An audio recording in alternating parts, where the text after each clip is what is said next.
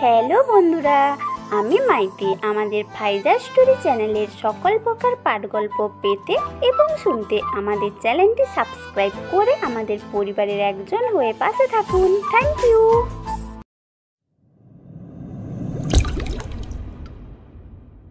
দেশের কিছু বড় বড় বিশ্বস্ত নিরাপত্তা কর্মীদের হেড যারা আছেন তারা বসে কথা বলছে, মানে গোল টেবিলে মিটিং চলছে। এখানে ডিবি থেকে পুলিশ পর্যন্ত সবাই হাই লেভেলের, প্রতি ডিপার্টমেন্টে চিফ সবাই। জনাব তুহিন আহমেদ এদের মধ্যে সবচেয়ে উপরে। সবাই ওনার কথা শুনে, উনি সবার বস। তিনি বলে উঠলেন, দেশের অবস্থা তো খুব খারাপ। প্রতিদিন নিউজ পেপারে এটা ওটা কত খবর দেখছি ক্রাইমের। সাধারণ মানুষগুলোর আমাদের প্রতি বিশ্বাস উঠে যাচ্ছে। আপনারা সবাই কি করছেন আমি বুঝতে পারছি না। স্যার, আমরা অনেক চেষ্টা করছি কিন্তু কন্ট্রোলে আনতে পারছি না। কারণ একটাই। কি কারণ? স্যার, এখনও 3টা মাফিয়া মিলে এসব করছে। তারা আমাদের সামনে দিয়ে হেঁটে যাচ্ছে, কিন্তু প্রমাণের অভাবে আমরা তাদের ধরতে পারছি না। তুহিন আহমেদ ক্ষিপ্ত স্বরে বললেন, তাহলে এখন আমরা কি করব? এভাবে চললে তো দেশের অনেক বড় একটা ক্ষতি হয়ে যাবে। সবাই যখন মাথা নত করে বসেছিল ঠিক তখন পুলিশ প্রধান হাসান সাহেব বলে উঠলেন, স্যার, আমার কিছু বলার ছিল, যদি পারমিশন পেতাম। হ্যাঁ বলো। হাসান সাহেব বললেন, স্যার, আমরা যারা আছি কম বেশি প্রায়ই আমরা আমাদের নিজস্ব পোশাকে থাকি, ফলে শত্রুপক্ষ খুব সহজে আমাদের চিনে ফেলে। আমাদের মুখ তাদের কাছে পরিচিত হয়ে যায়, ফলে তারা আমাদের দেখলেই সতর্ক হয়ে যায়। তাই এর জন্য শুধু এখন একটাই রাস্তা আছে। সবাই একসাথে বলে উঠল, কি হাসান সাহেব? হাসান সাহেব জোর কণ্ঠে বললেন, সিক্রেট এজেন্ট। সবাই একসাথে অবাক হয়ে বলল, সিক্রেট এজেন্ট? হাসান সাহেব শান্ত গলায় বললেন, সিক্রেট এজেন্ট। জি, সিক্রেট এজেন্ট। এই সিক্রেট এজেন্টে কেউ চেনে না, জানে না এবং ধরতে পারে না। স্যার, গত 2 মাস আগে ইয়াবা বিক্রেতা যে বড় চক্রটা ধ্বংস করেছিল কিন্তু এই সিক্রেট এজেন্টই। এই সিক্রেট এজেন্ট খুব সাধারণভাবে থাকে চলে, কিন্তু মিশনের সময় হয়ে ওঠে একজন নির্ভীক যোদ্ধা। হ্যাঁ ঠিক বলেছ। এখন ওকে মাঠে নামানোর সময় হয়েছে। ওকে খবর দাও। সবাই বলে উঠল, কে এই সিক্রেট এজেন্ট? হাসান সাহেব উজ্জীবিত হয়ে বললেন, স্যার, সে আজ অবধি একটা মিশনেও ফেল করেনি। প্রতিটি মিশনে সে সাকসেসফুল। ওয়েল ট্রেনিং প্রাপ্ত একজন সৈনিক যে বাঘের মতো শিকার করে। সে হলো Arfan, the secret agent of 5 star encounter specialist. হ্যাঁ হ্যাঁ, এখন ওকেই দরকার আমাদের। হাসান সাহেব, ও তো আপনার পরিচিত। ওকে কাল আমার সাথে দেখা করতে বলেন। ওকে এক বড় মিশন দেওয়া হবে। হাসান সাহেব কিঞ্চিত খুশি হয়ে বললেন, জি স্যার, অবশ্যই। এবার তুহিন আহমেদ সবাইকে উদ্দেশ্য করে বললেন, তাহলে আমাদের মিটিং আজ এখানেই শেষ হলো। পরবর্তী সিদ্ধান্ত আপনাদের পরে জানানো হবে। সবাই একসাথে বলল, ওকে স্যার। এরপর সবাই চলে গেল। পরের দিন সকালে, খোকা ওঠ, আর কত ঘুমাবি? চাকরিতে যাবি না? আর আমিও বুঝিও না তুই যে কি এমন চাকরি করিস, এত দেরি করে যাস, তোকে কিছু বলেও না। আরে ওঠ খোকা। আফরানের মায়ের প্রতিটা দিনের কাজ এটা। আফরান এত ঘুমায় যে তার মা তাকে ডাক না দিলে সে উঠেই না। ছেলেটার ঘুম বড্ড বেশি, আর বেশি হবে বা না কেন, দেশের জন্য যে তাকে ভাবতে হয়। মায়ের ডাকাডাকিতে আফরানের ঘুম ভেঙে যায়। চোখ মিলিয়ে মায়ের মুখখানা দেখতে পায়। সকাল সকাল মায়ের মুখ না দেখলে আফরানের দিনটা ভালো যায় না। আফরান উঠে বসে। আফরানের মা একটু অভিমানী কণ্ঠে বললেন, তোকে আর কতদিন আমি ডাকতে আসবো বলতো?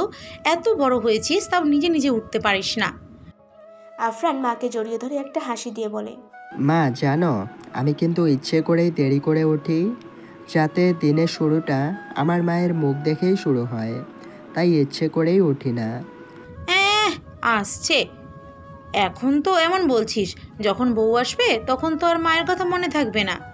আফরানের মা মজার সুরে কথাগুলো বললে। আফরান বলল, ধুর, কি যে বলো না মা। তোমার উপরে এক আল্লাহ ছাড়া আর কেউ নাই। তোমার জায়গা আমার কাছ থেকে কেউ নিতে পারবে না। আফরানের মা মিনতি সুরে বললেন, খোকা এবার বিয়েটা করে ফেল না বাবা, আর কত একা থাকবি? 27 বছর হলো সেই কবে তোর পড়ালেখা শেষ হয়েছে। 5 বছর যাবৎ চাকরিও করছিস, ভালো টাকা আয়ও করছিস, গাড়ি বাড়ি সবই তো আছে আমাদের। এবার বিয়েটা করে ফেল বাবা। শুরু হয়েছে না প্রতিদিন এই একই কথা, বিয়ে কর বিয়ে কর। আমি বিয়ে করলে কিন্তু আর তোমাকে ভালোবাসবো না, তারপর সারাদিন একাই থাকতে হবে। খোকা, আমি তাও রাজি, কিন্তু তুই বিয়েটা করে ফেল। তোর ছেলে মেয়ে নিয়ে আমি সারা দিন বসে থাকবো, আমার সময় চলে যাবে। আর না করিস না বাবা। মায়ের এমন আকুতি দেখে আফরান যে কি বলবে তার ভাষা খুঁজে পাচ্ছে না। আফরান বলল, আচ্ছা মা, করবনি, আরও কদিন যাক তারপর। হঠাৎ আফরানের ল্যান্ড ফোনটা ক্রিং ক্রিং করে বেজে ওঠে। আফরানের মুখ শক্ত হয়ে যায়। আফরান তাড়াতাড়ি বলে, আচ্ছা মা, তুমি এখন যাও, আমি ফ্রেশ হয়ে আসছি, যাও যাও। আফরানের মা অবাক হয়ে বলে, কিরে, তোর এটাই ফোন আসলেই তুই এমন অদ্ভুত আচরণ করিস কেন?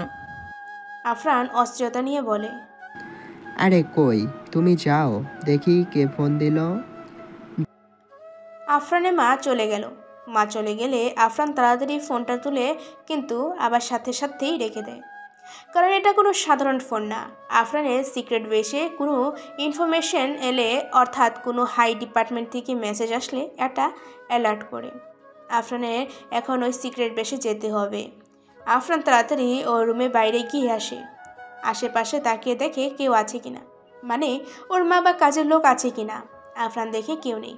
ও রুমে এসে ওর বুক সেলফের কাছে এগিয়ে যায়। সেখান থেকে রেড কালারের বুকটা ওর ফিঙ্গারপ্রিন্ট দেওয়া মাত্রই ওয়াল ঘুরে যায় আর আফরানকে সোজা লিফটে নিয়ে যায়। লিফটের নিচে আন্ডারগ্রাউন্ডে নিয়ে যায় আফরানকে, অর্থাৎ সিক্রেট বেসে। আর উপরে বুক শেলফ আগের মতন হয়ে যায়, ফলে কেউ বুঝতেই পারে না। আফরানকে ওর ডিপার্টমেন্ট থেকে এই হাইটেক বাসা দেওয়া হয়। ওর ডিমান্ড অনুযায়ী এই সিক্রেট বেস বানানো হয়, তবে প্রোগ্রামিং সব ওর করা। আফরানের মা জানে এই বাসা ওকে ওর সাধারণ অফিস থেকে দেওয়া হয়েছে। আফরান তাড়াতাড়ি একটা স্ক্যানারের সামনে দাঁড়িয়ে যায়। সেটা ওর হৃৎস্পন্দন আরও চোখে রেটিনা স্ক্যান করা মাত্রই অ্যাক্সেস দিয়ে যায়। আফরান ভিতরে ঢুকে কম্পিউটারের সামনে বসে মেসেজ অন করে পড়ে হাসান সাহেবকে ভিডিও কল দেয়। হ্যালো আরফান, কেমন আছো? জি আঙ্কেল, ভালো। আপনাদের কি অবস্থা? গতকাল নাকি জরুরি মিটিং হলো? ও মাই গড, তুমি জানলে কিভাবে? এতটা গোপন মিটিং ছিল? আঙ্কেল, আমি কে আপনি মনে হয় ভুলে গিয়েছেন। আচ্ছা, এখন আসল কথা বলেন। আমি জানতাম এই মিটিংয়ের পর আমার তলব পড়বে, বলেন এখন। দেশের অবস্থা তো খুব খারাপ, কোনোভাবেই কন্ট্রোলে আনতে পারছি না। আর এইসব আমি জানি কে করছে। কে বলো তো? জাফর খান, দ্য মোস্ট ওয়ান্টেড মাফিয়া। তার অধীনেই বাকি দুজন মাফিয়া কাজ করে। বাহ, তুমি তো দেখি সবই জানো। তার জন্যই তোমার বাবার মতো তোমাকেও আমার পছন্দ। তুমি না থাকলে আমাদের রাতের ঘুম হারাম হয়ে যেত। আঙ্কেল, আমরা সবাই এক, শুধু সবার দায়িত্ব সীমা ভিন্ন। হ্যাঁ শোনো আরফান, আজ তোমাকে আমাদের সবচেয়ে বড় স্যার অর্থাৎ তুহিন আহমেদ স্যারের সাথে দেখা করতে হবে। তিনি তোমার সাথে দেখা করতে চেয়েছেন। আমিও সাথে থাকবো নে। আচ্ছা, তাহলে আমি একটু পর আসছি। আপনাদের ডিপার্টমেন্ট সম্পর্কে আমার কাছে একটা ইনফরমেশন আছে, সেটাও বলতে হবে। এসেই বলছি। আচ্ছা আসো তাহলে। কল কেটে দিয়ে আরফান ওর সাথীদের কল দেয়। শোন তোরা, নতুন মিশন শুরু হতে যাচ্ছে, আই গেস। সবাই রেডি থাক, আর আর্মসগুলো ভালো করে ঝালাই করে রাখিস। এবারের মিশন অনেক বড়। আচ্ছা দোস্ত। আমি ফোন দিলে সবাই জায়গা মতো নর্মাল ড্রেসে চলে আসিস। ঠিক আছে। আফরান এরপর উপরে চলে যায়, গিয়ে ফ্রেশ হয়ে মায়ের সাথে নাস্তা খেতে বসে। চলুন এই ফাঁকে জেনে আসি আফরানের সাথীদের সম্পর্কে। আফরানের সাথী হলো মোট 5 জন। তারা হলো সালমান, শামীম, নিলয়, রাফি আর মামুন। এরা হলো আফরানের টিমমেট। এদের ছাড়া আফরানের মিশন ইম্পসিবল। এরা আফরানের শরীরের অঙ্গের মতন, একটা ছাড়া চলা যায় না। এরা সবাই আফরানের ছোটবেলার বন্ধু, সবাই উচ্চশিক্ষায় শিক্ষিত, সবার মেধা প্রচুর শার্প। ওর প্রতিটা সাথে বিভিন্ন বিষয়ে এক্সপার্ট, যেমন শামীম হাইটেক বোমা বানাতে পারে, নিলয় মেডিসিন নিয়ে, রাফি আর মামুন গ্রেট শুটার, আর সালমান হলো আর্মস স্পেশালিস্ট, আর আরফান এসব কিছুর বিশেষজ্ঞ। এদের সবাইকে চালায় আরফান নিজে। এরা আবার আরফানকে ছাড়া চলতে পারে না। পৃথিবীর কারো কমান্ড তারা শুনবে না, শুধু আফরানের ছাড়া। আফরানের জন্য যদি তাদের জীবন দিতে হয় তারা খুশি খুশি দিয়ে দিবে, কারণ তারা প্রচুর ভালোবাসে আফরানকে। এই ভালোবাসা অন্যতম একটা কারণও আছে। এই 5টা ছেলে ছিল গরিব পরিবারের, কিন্তু আফরানের কারণে আজ তারা এক একজন যেমন ধনী তেমন এক একজন সৈনিক। আফরান সরকারের কাছ থেকে স্পেশাল পারমিশন নিয়ে এই সিক্রেট এজেন্ট টিম বানায়। ওদের ডিপার্টমেন্টের সবাই ওদেরকে 6 ম্যান ওয়ারিয়ার্স নামে চিনে, কিন্তু ওদের দেখেনি। শুধুমাত্র বিশেষ হাই লেভেলের লোকেরা আফরানকে দেখেছে, যেমন তুহিন আহমেদ। তিনি সব ডিপার্টমেন্টের হেড। এই হলো আমাদের সিক্রেট এজেন্টস। এবার জানা যাক এই সিক্রেট এজেন্ট আফরানের সম্পর্কে। আফরান ওর বাবা মায়ের একমাত্র ছেলে। আরফানের বাবা আর্মি ছিলেন। বাবার আদেশও আফরান এই পথে। আফরানের বাবা মারা গিয়েছে 5 বছর হয়েছে। বাবার শেষ কথা ছিল, আফরান, আমার জীবনটা আমি দেশের জন্য বিলিয়ে দিয়েছি, কোনো স্বার্থ ছাড়া। বাবা, তুইও কিন্তু আমার পথে চলবি, দেশের জন্য কিছু করবি, আমার দেওয়া ট্রেনিংগুলো সবসময় প্র্যাকটিস করবি। বল বাবা, আমার কথা রাখবি? বাবা সেই কথা রাখতে আর মানতে গিয়ে আফরান আজ দেশের 1 নাম্বার সিক্রেট এজেন্ট। আফরান দেখতে এত হ্যান্ডসাম যে মেয়েরা ওর জন্য পাগল। ফর্সা মুখ, হালকা চাপদারি, ঘন কালো বড় চুল, লম্বা সুঠান্দে, 6 প্যাক বডি, মানে একদম নায়ক। সব দিক থেকেই পারফেক্ট আরফান।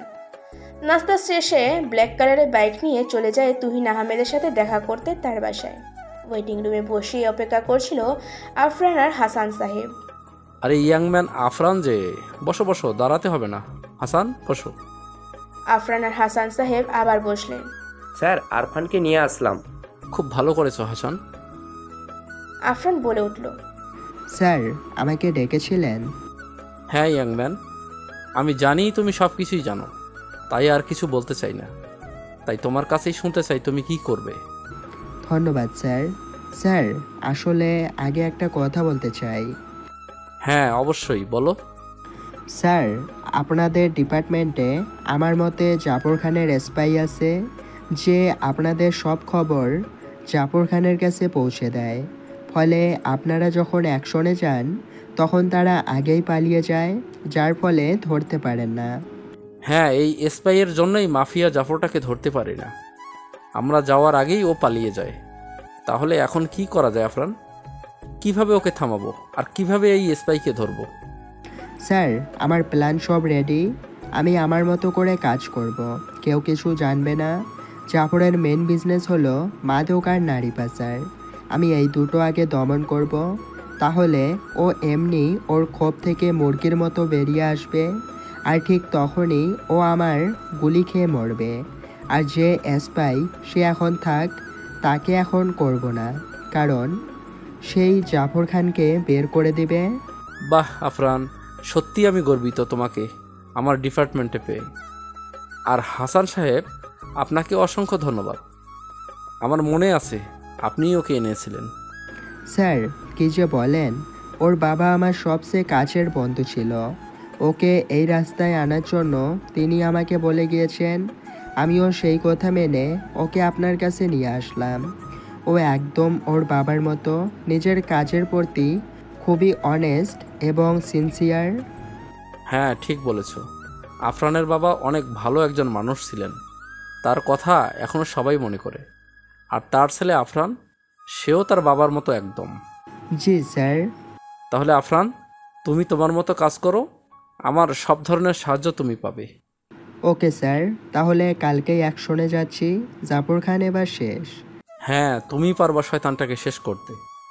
এরপর আফরান আর হাসান সাহেব বেরিয়ে গেলেন। আরফান, এই মিশনটা কিন্তু অনেক হার্ড। জাফর খান অনেক খারাপ একটা লোক, ওকে পারবে শেষ করতে? আঙ্কেল, আমার দেশে কোনো আগাছা থাকবে না, শুধু দেখেন আপনি। আচ্ছা চলো। চলেন। বিকেলে হ্যাঁ, তোরা এসে পর, আমি অপেক্ষায় আছি। আরফান ওদের মিটিং প্লেসে দাঁড়িয়ে আছে। ওদের মিটিং প্লেস হলো একটা পুরনো বাড়ির পিছনে। আফরান সেখানে অনেকক্ষণ যাবৎ অপেক্ষা করছে। হঠাৎ কে ওর কাঁধে হাত রাখলো। আফরান চমকে গেল। আফরান তাড়াতাড়ি পিছনে তাকিয়ে দেখে ওর সাথীরা। তোরা এসেছিস? হ্যাঁ দোস্ত।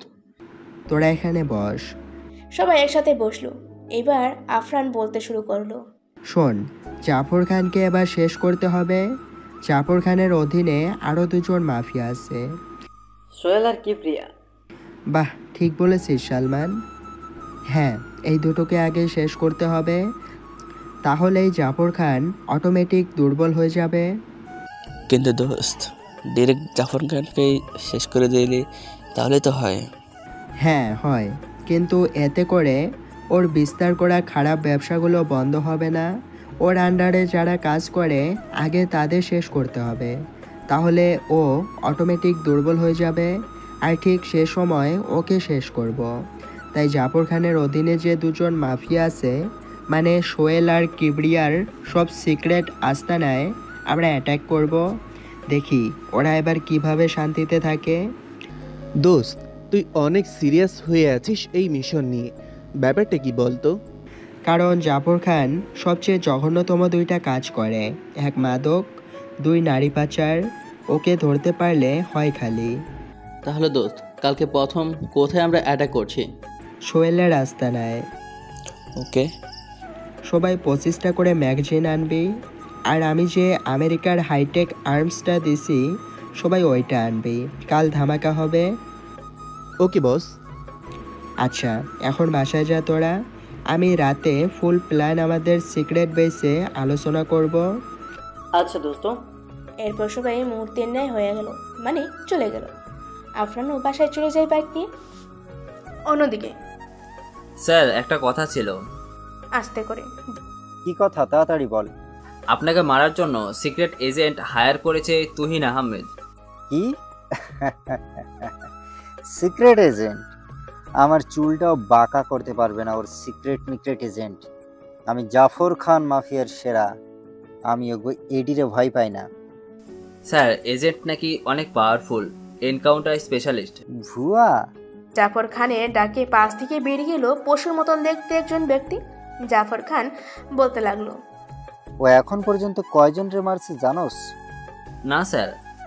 250-এর উপরে। এই তো হেদিনও এক লগে 20টারে মারছে। আর তুই আসো এই এনকাউন্টার স্পেশালিস্ট লইয়া।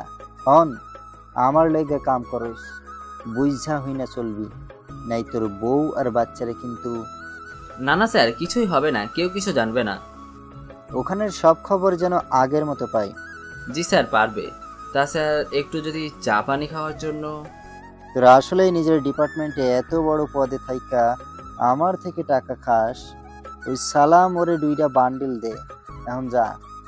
টাকা নিয়ে চলে যায় লোকটা। পরের দিন সকালে। হ্যালো, তোরা সবাই রেডি থাক, আমি গাড়ি নিয়ে তোদের বাসার সামনে আসছি। আচ্ছা দোস্ত।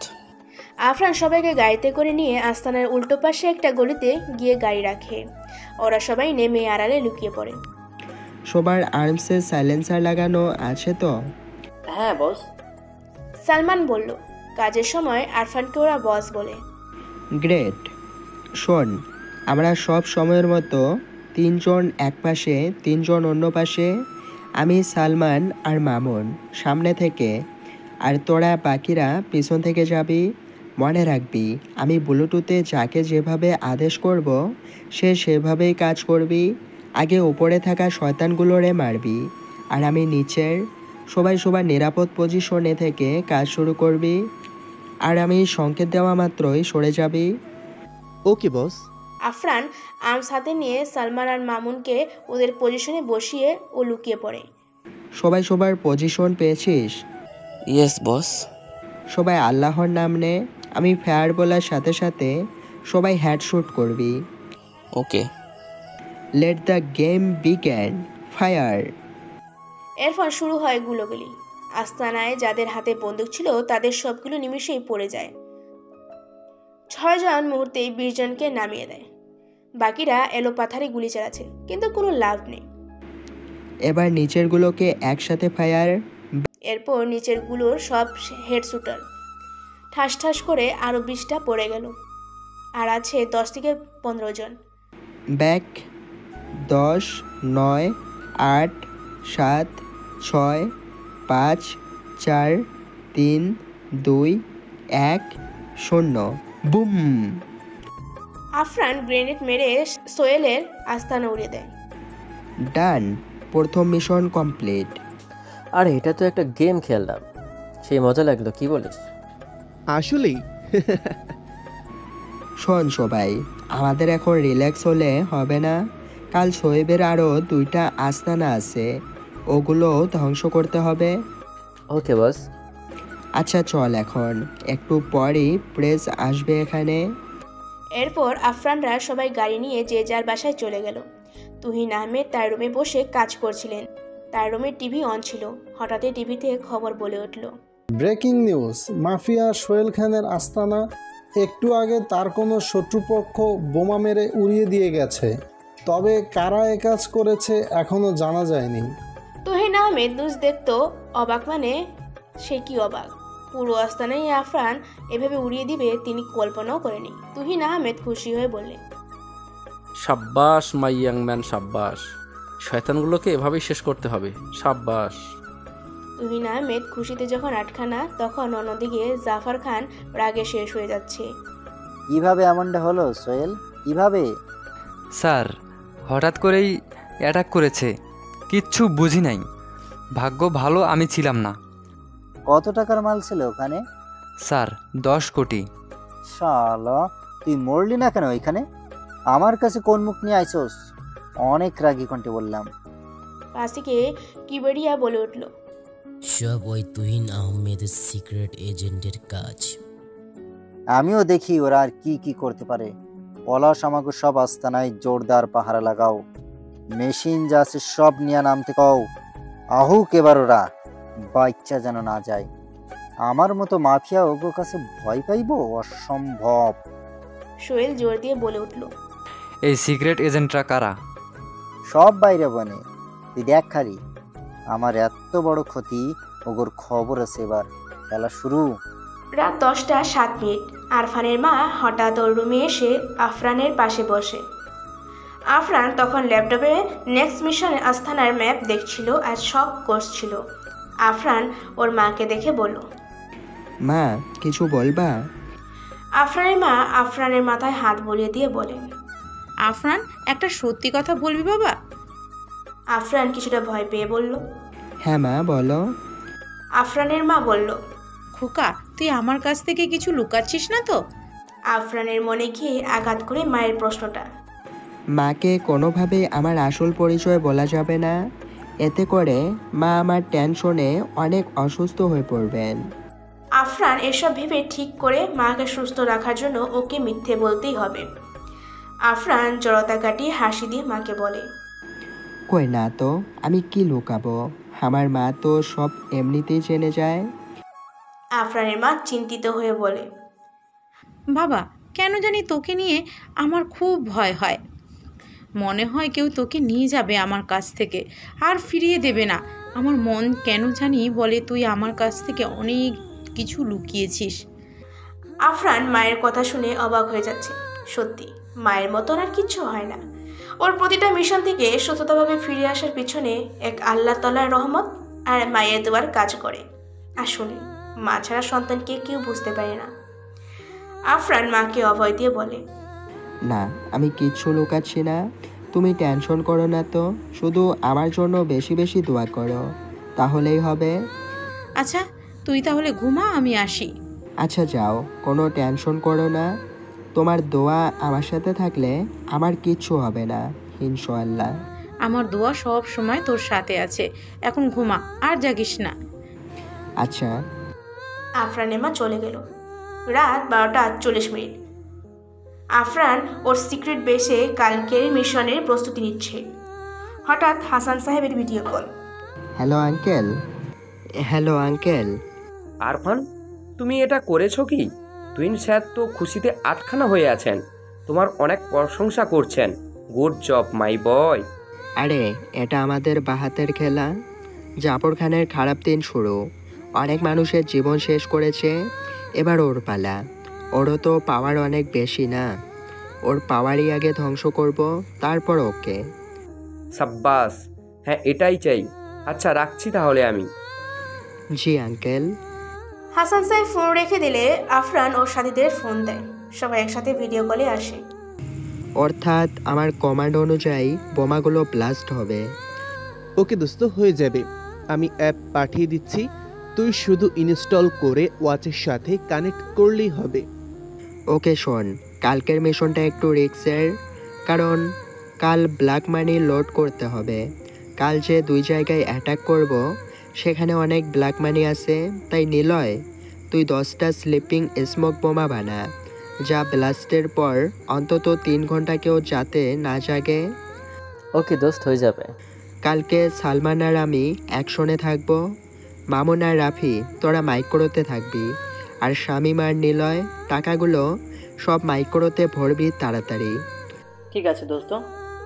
তাহলে তোরা তোদের কাজ কর, সকাল 10টায় সবাই রেডি থাকিস। ওকে। পরের দিন সকালে আফরান রেডি হয়ে গাড়িতে সব লোড করে বেরিয়ে পড়ে।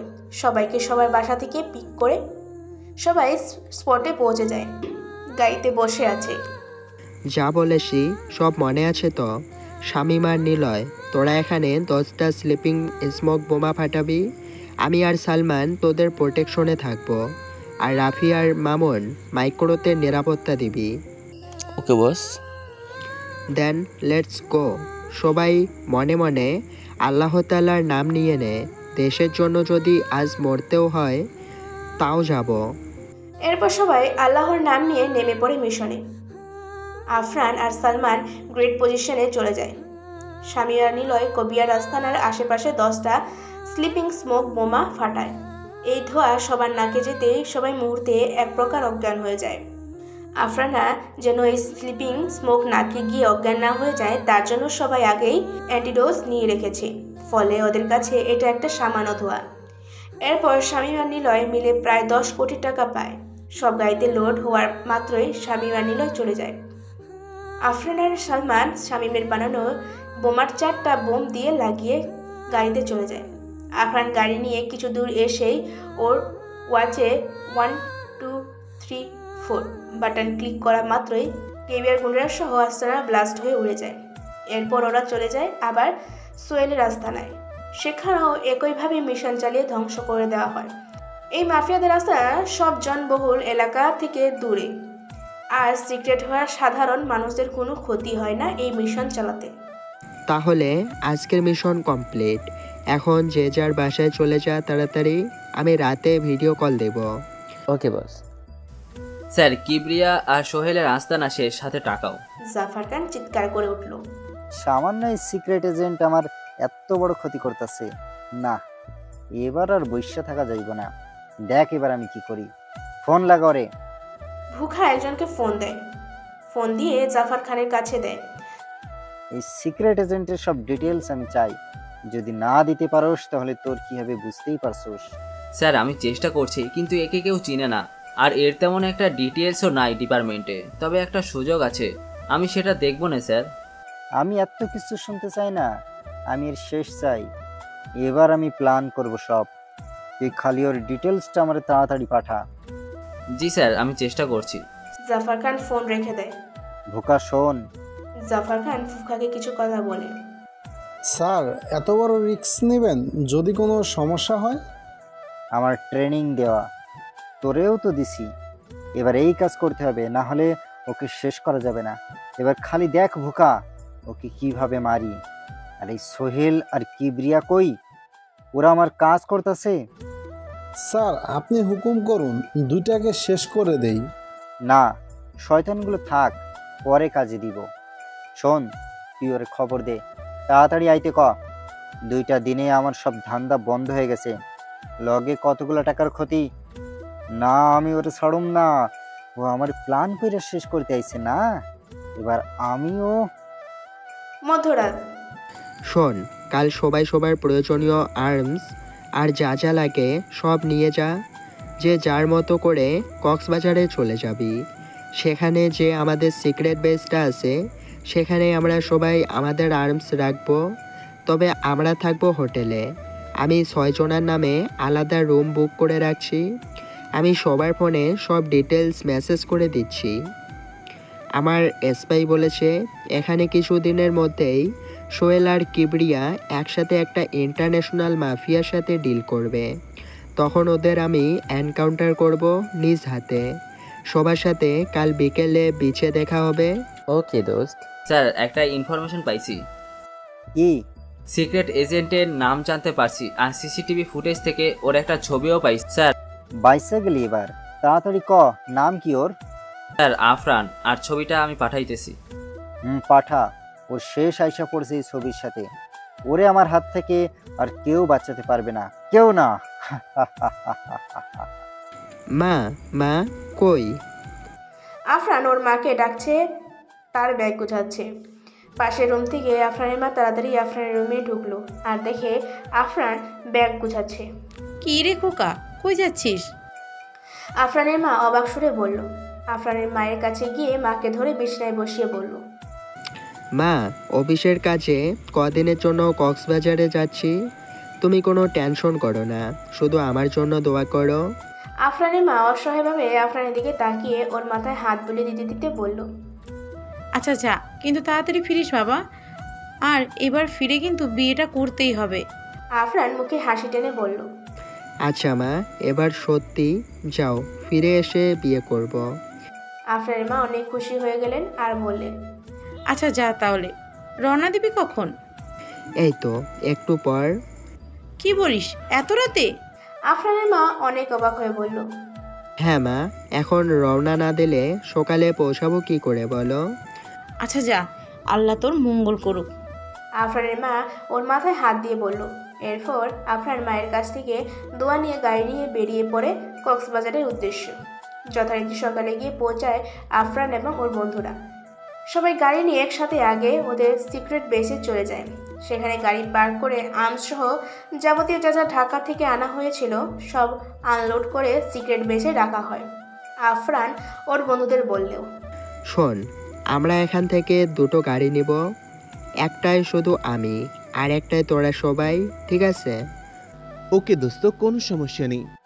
আফরান হাসি দিয়ে বলল, গুড। আর একটা খুশির খবর হলো, আমরা এখানে কদিন মজা করব, তাই আগে আগেই এসে পড়েছি। কি বলিস সত্যি? চল চল তাড়াতাড়ি চল। যাব।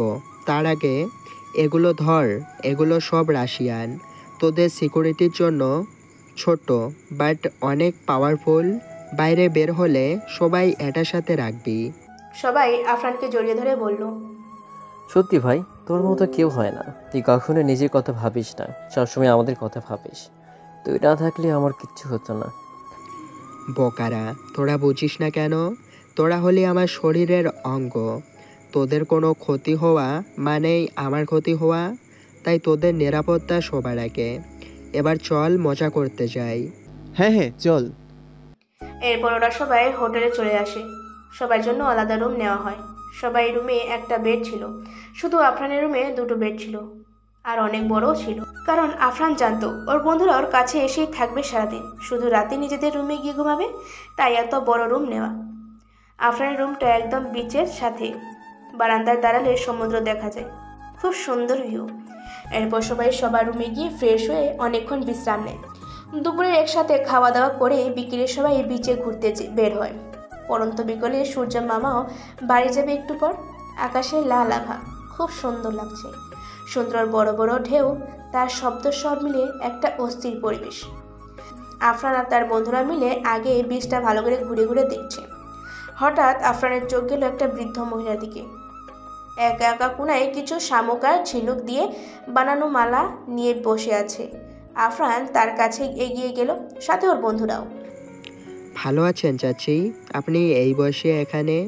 কী করব বাবা, পেটের যন্ত্রণা এসব কুড়িয়ে বিক্রি করে একবেলা ভাত খাই। আফরান সহ বাকিদের মন অনেক খারাপ হয়ে গেল।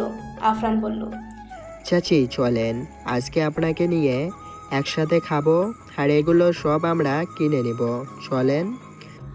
আরে খাওয়ান লাগবে না, এগুলো কিনলেই হবে। আফরান অনেক খুশি হয়ে বলে, চাচি আপনি আমাদের মায়ের মতো, প্লিজ চলেন, না করেন না। এরপর অনেক অনুনয় বিনয় করার পর চাচিকে নিয়ে ওরা ওদের 5 স্টার হোটেলে নিয়ে যায়। সবাই ওদের দিকে তাকিয়ে আছে। চাচি বেশ খুশি আর অবাকও হচ্ছে এত বড় হোটেল দেখে।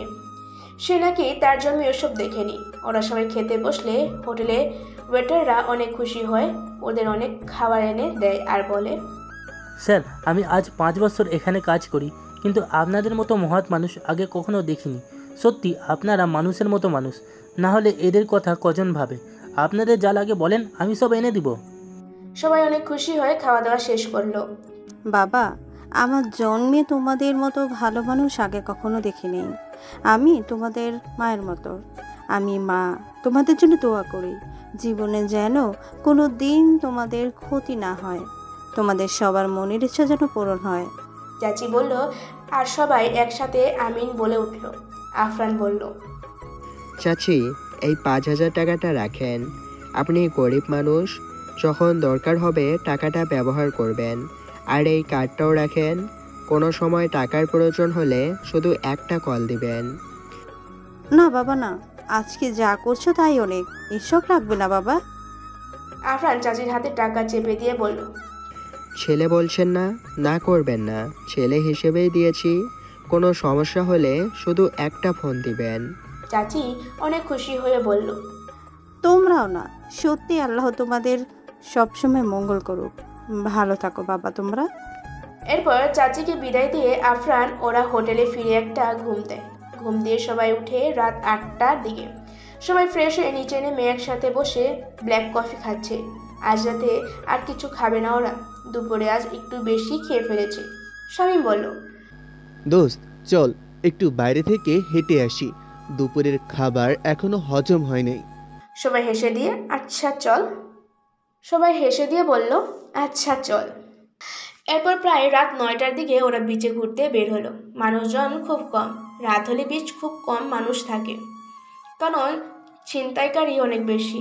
আফরানের কোনো ভয় নাই, বরং এদের ছিনতাইকারী ধরলে আরও ভালো শায়েস্তা করা যাবে।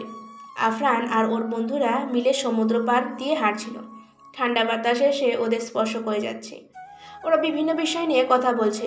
ওরা হাঁটতে হাঁটতে অনেকটা দূরে চলে যায়। হঠাৎ আফরানের বুকে এসে কেউ জড়িয়ে ধরে অজ্ঞান হয়ে যায়। আফরান ফিল করে অনেক নরম কোনো বস্তু, বড় চুল। আফরান কোনোভাবে তাকে ধরে নিচে বসে পড়ে। বাকিরা তাড়াতাড়ি ফোনের লাইট অন করে আফরানের দিকে মারে। আফরান এখন একটু আগেই ওকে জড়িয়ে ধরে যে অজ্ঞান হয়ে এলো তাকে ভালো করে দেখে। আফরান দেখে যে এটা একটা মেয়ে। আফরান তার মুখের উপর থেকে চুলগুলো সরিয়ে দেয়। আফরান মেয়েটিকে দেখে স্তব্ধ হয়ে যায়।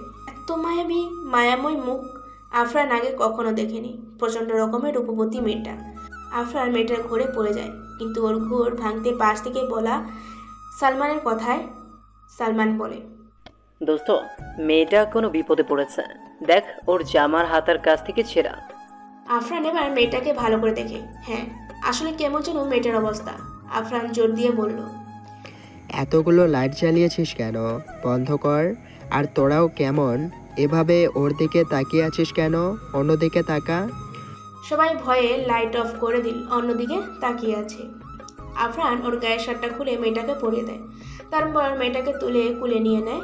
আফরান বলল, হয়েছে চল। বাকিরা ঘুরে আফরানকে দেখে অবাক, তবে ওরা খুশিও, কারণ একটা মেয়েকে সাহায্য করা আমাদের দায়িত্ব। আফরান মেয়েটাকে নিয়ে সোজা হোটেলে চলে আসে। আফরানের এক্সট্রা বেডে মেয়েটাকে শুয়ে দেওয়া হয়। রাফি বলে ওঠে, দোস্ত এখন কি করবে?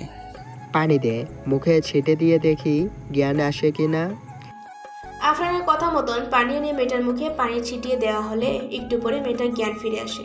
আর জ্ঞান ফিরে আসতে সে ভীতুভাবে সবার দিকে তাকায়। আফরান বলে ওঠে, ভয় পাবে না, তুমি এখন সেফ আছো, এখানে কেউ তোমার কোনো ক্ষতি করবে না। মেয়েটা মলিন চোখে আফরানের দিকে এক দৃষ্টিতে তাকিয়ে আছে। আফরান বলল, কি হয়েছে তোমার? এভাবে আমার কাছে এসে অজ্ঞান হয়ে গেলে? মেয়েটা ফেল করে কেঁদে দিল। আফরান সব বাকিরা বলল, এই মেয়ে এভাবে কাঁদছো কেন? বলো কি হয়েছে? অনেকক্ষণ কান্না করার পর, অনেক রিকোয়েস্ট করার পর মেয়েটা মুখ খুলে বলল, আমার সব শেষ। মেয়েটা এই কথা শুনে আফরানের বুকে যেন দুম করে একটা বাড়ি লাগলো। আফরান অনেকটা চিন্তিত হয়ে বলল, সব শেষ মানে কি হয়েছে? মেয়েটা কাঁদতে কাঁদতে বলল, আমার মাকে ওরা মেরে আমাকে এখানে অপহরণ করে নিয়ে আসে। কোনো রকম ওদের হাত থেকে অন্ধকারে পালিয়ে আসি। আমার এখন আর কেউ নেই। আমার মা। আফরান হাফ ছেড়ে বাঁচলেও মেয়েটার জন্য ওর বড্ড খারাপ লাগছে। আফরান বলল, তোরা ওর জন্য নিচ থেকে খাবার নিয়ে আয়, আমি দেখছি ওকে।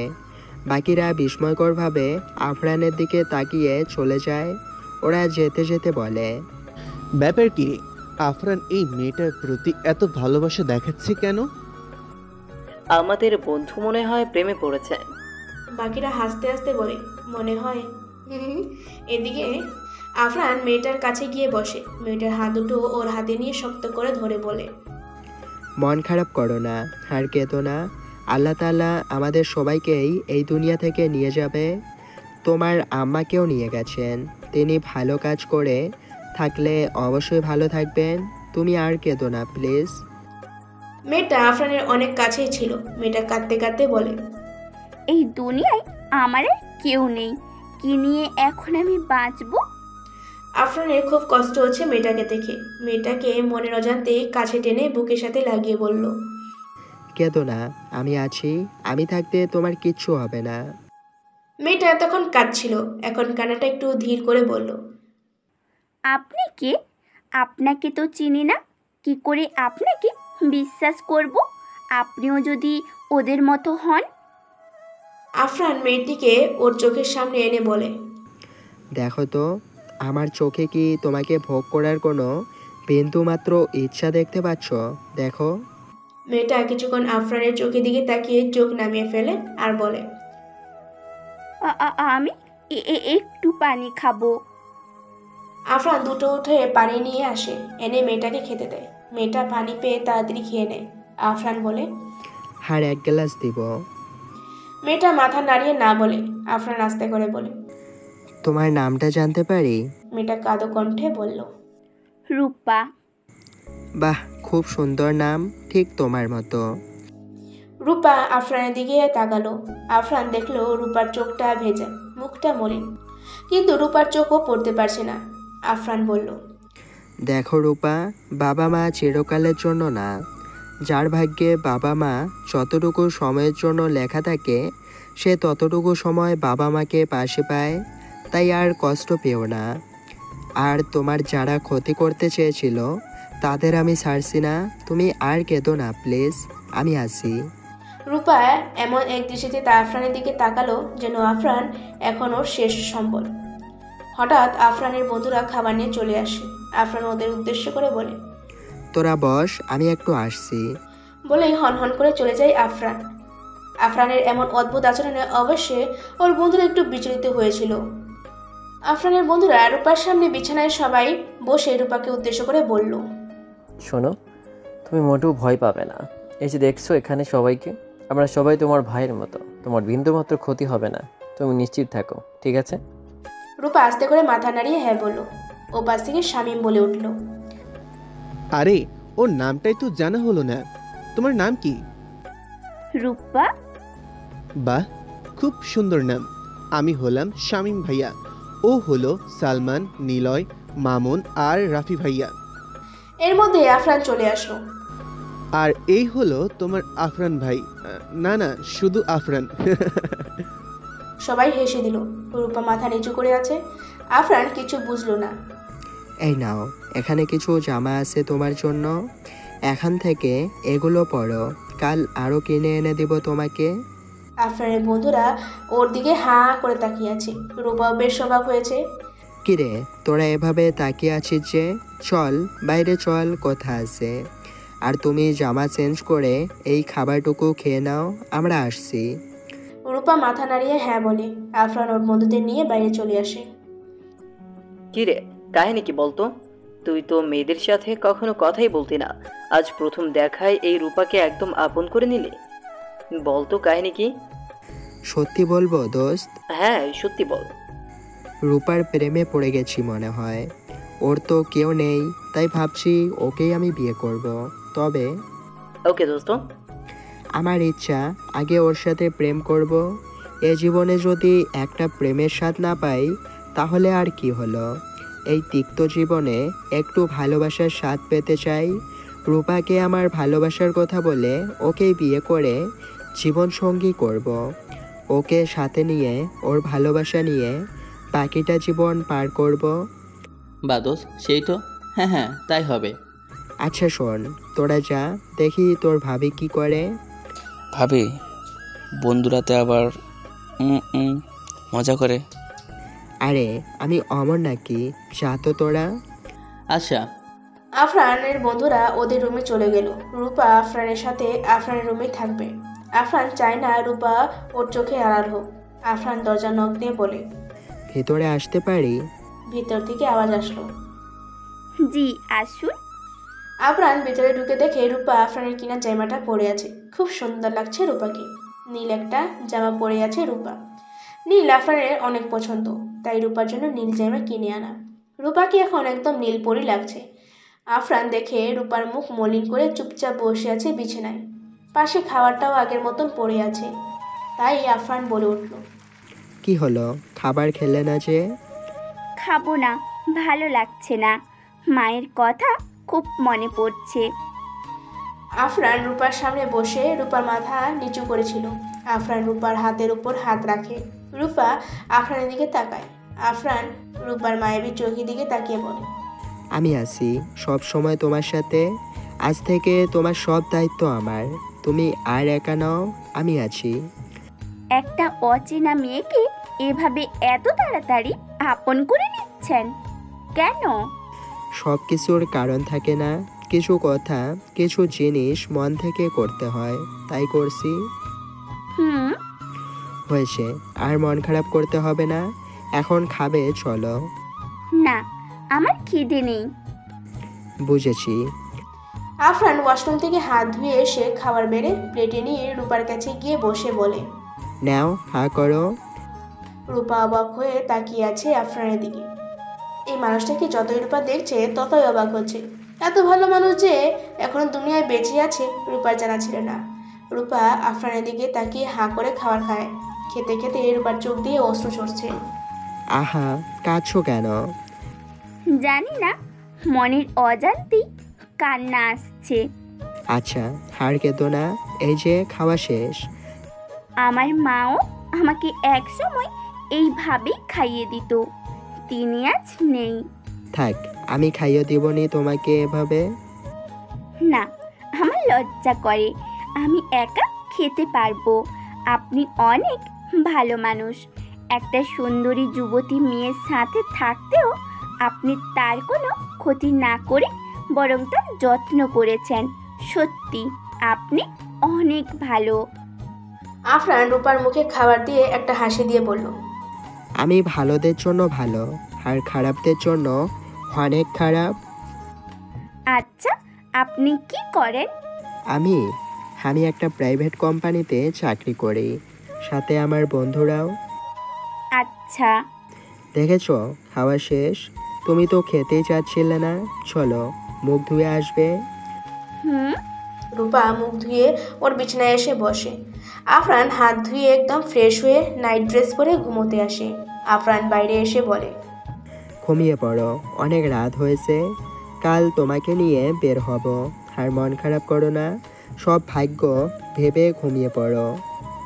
আচ্ছা। রূপা চুপচাপ শুয়ে পড়ে অন্যদিকে ফিরে। আফরানের মনে কেন জানি অনেক শান্তি লাগছে। ভালোবাসার মানুষটা একদম ওর কাছে, শুধু ছুতে পারছে না। এরপর আফরানও শুয়ে পড়ে। শুয়ে শুয়ে রূপার কথা ভাবতে ভাবতে একসময় ঘুমিয়ে পড়ে। কিন্তু হঠাৎ মধ্যরাতে আফরানের ঘুমটা কারো ডাকে ভেঙে যায়। আফরান ঘুম মাখা চোখে তাকিয়ে দেখে রূপা ওর চোখের সামনে ওর দিকে কেমনভাবে যেন তাকিয়ে আছে। আফরান তাড়াতাড়ি লাফ দিয়ে উঠে বসে। হঠাৎ ওর কানে বজ্রপাতের শব্দ ভাসে।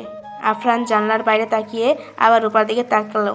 দেখলো রূপা ভয়ে চোখ বুজে আছে। কি হয়েছে, এভাবে করে আছো কেন?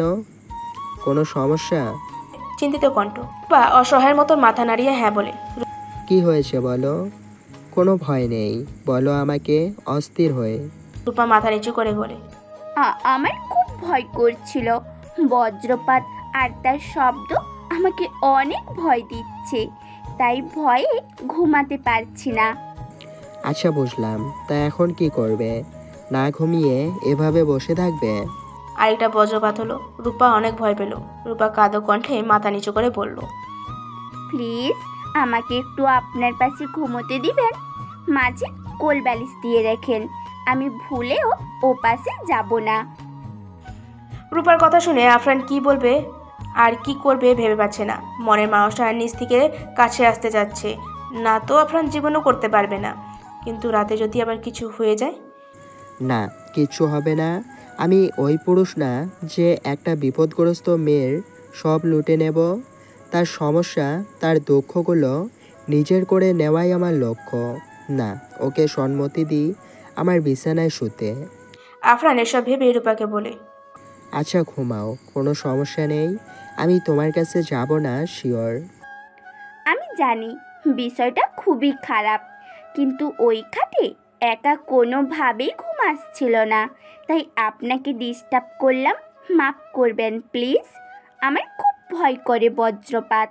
অসহায়ভাবে আফরান হাসি দিয়ে বলল, আচ্ছা বাবা, হয়েছে তো, বুঝেছি সব। আর বলতে হবে না, এবার শুয়ে পড়ো। আমি পাশে আছি সব সময়। ধন্যবাদ, আপনি সত্যি অনেক ভালো। এরপর মাঝে একটা কোলবালিশ দিয়ে আফরান অন্যদিকে আর রূপা অন্যদিকে ফিরে ঘুমিয়ে পড়ে। বাইরে প্রচণ্ড বৃষ্টি হচ্ছে, সামনে শীত আসছে, তাই এই বৃষ্টি। আফরানদের রুমটা অনেক ঠান্ডা হয়ে যায় বৃষ্টির কারণে।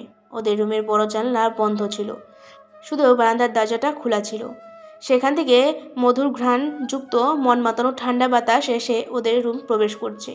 এ সময় অনুভূতিটা দারুণ হলেও সে অনুভূতিকে আফরান সাড়া না দিয়ে নিজের পুরুষত্বকে দমিয়ে রেখে একটা মেয়েকে সম্মান দেখিয়েছে, তাকে তার স্বাধীনতা দিয়েছে, তার ইচ্ছাকে গুরুত্ব দিয়েছে। এটাই আমাদের আফরান। সকাল 7:34। আফরানের মাথার উপর যে বড় জানলাটা আছে সেখান থেকে বৃষ্টি শেষে মিষ্টি রোদ এসে আফরানের মুখের উপর পড়ে। আফরানের ঘুম ভেঙে যায়। চোখটা খুলে তাকিয়ে দেখে রুমটা রোদের আলোতে ঝলমল করছে। আফরান একটু নড়াচড়া করতে নিলেই নিজেকে কেমন বন্দি বন্দি লাগছে, মনে হচ্ছে কেউ শক্ত করে জড়িয়ে ধরে আছে। আর আফরান ওর ডান হাতটা দিয়ে ওর বুকের উপর হাত চালালে বেশ নরম কিছু স্পর্শ পায়। হাত বুলিয়ে বুঝতে পারে এটা কারো হাত। কে হতে পারে? আরফান আর না ভেবে মাথাটা নিচু করে তাকিয়ে দেখে রূপা আফরানকে শক্ত করে জড়িয়ে ধরে বুকের ওপর মাথা রেখে ঘুমিয়ে আছে। এই দৃশ্যের অবস্থা দেখে আফরানের চোখদ্বন্দ্ব ভয়ে আর লজ্জায় বড় বড় হয়ে যায়। এত সাহসী মানুষ আফরান, সে তার কপালে এখন ঘাম জমছে। আফরান ভাবছে সে রূপার কাছে চলে গেছে, এখন কি হবে? রূপা তো আফরানকে খারাপ ভাববে। আফরান এখন একদম পাথরের মতন শুয়ে আছে। ওর বিশ্বাসই হচ্ছে না ও এমন একটা কাজ করলো। আফরান ওর ডান হাতের দিকে তাকিয়ে দেখে খাটের শেষ প্রান্তেও, আবার বাম দিকে তাকিয়ে দেখে রূপার ওপাশটা অনেক জায়গায় রয়েছে। তার মানে সীমানা পার করেছে রূপা। আফরান স্বস্তি নিঃশ্বাস ফেলে। এখন আফরানের একটু ভালো লাগছে, একটু না অনেক বেশি ভালো লাগছে। মনের মানুষটা এখন আফরানের বুকের সাথে লেগে আছে। আফরানের কাছে এই মুহূর্তটা বেশ স্মরণীয় হয়ে যাচ্ছে। কি করবে বুঝতে পারছে না। আফরান দেখে রূপার ঘন কালো চুলগুলো ওর মুখ ঢেকে রেখেছে, একটু যে দেখবে তার কোনো অবকাশ নেই। বেচারা আফরানের মনটা খারাপ হয়ে গেল। খুব ইচ্ছে হচ্ছে আঙুল দিয়ে দুষ্ট চুলগুলোকে কানের লতির পিছে গুজে দেয়, কিন্তু পরক্ষণে মনে হয় যদিও জেগে যায় তাহলে তো বেশ লজ্জায় পাবে। কি করবে ভাবতে ভাবতে আরফান যেন নিজের সাথে যুদ্ধ শুরু করে। শেষমেশ মন জয় হলো। আরফান আস্তে করে ওর ডান হাত দিয়ে রূপার মুখের উপর পড়ে থাকা চুলগুলো কানের পিছনে গুজে দেয়। এখন রূপার কপাল, চোখের বড় বড় পাপড়ি, সুন্দর নাক আর মিষ্টি ঠোঁটটা দেখা যাচ্ছে। কিন্তু বলে না, যেখানে বাঘের ভয় হয় সেখানে রাত পোহাতে হয়, ঠিক সেটাই হলো। আরফানের হাতের স্পর্শ পেয়ে রূপার ঘুম ভেঙে যায়। রূপা আস্তে করে চোখ খুলে তাকিয়ে দেখে সে এক পুরুষের সাথে মিশে শুয়ে আছে। আরফানের হৃৎস্পন্দন ক্রমশ বেড়ে চলেছে। রূপা ভয়ে ভয়ে আরফানের দিকে তাকায়। আরফানও রূপার চোখের দিকে তাকায়। আরফান এবার রূপার মায়াবী মুখটা স্পষ্ট করে দেখছে। মাত্র ঘুম থেকে ওঠা রূপাকে যা লাগছে না। আফরান দেখলো রূপার ঠোঁটের নিচে একটা সুন্দর তিল আছে, সেই তিলটা যেন ও রূপ আরও বাড়িয়ে দিচ্ছে। আফরান এরপর রূপার চোখের দিকে তাকায়। চোখ দুটো একদম মুক্তার মতো, কিন্তু এখন জল জল করছে। আফরান দেখে রূপা কাঁদোভাবে ওর দিকে তাকিয়ে আছে। আফরান একটু দুষ্টুমি করার জন্য রূপাকে বলল, কি এখানে কি? আমার সীমানায় ঢুকে পড়েছেন দেখি, তাও আবার বুকে জায়গা দখল করে আছেন। আফরান রূপাকে এটা বলে নিজেরই প্রচুর হাসি পাচ্ছে। রূপা অসহায়ভাবে আফরানের দিকে তাকিয়ে মাথা নিচু করে উঠে বসে।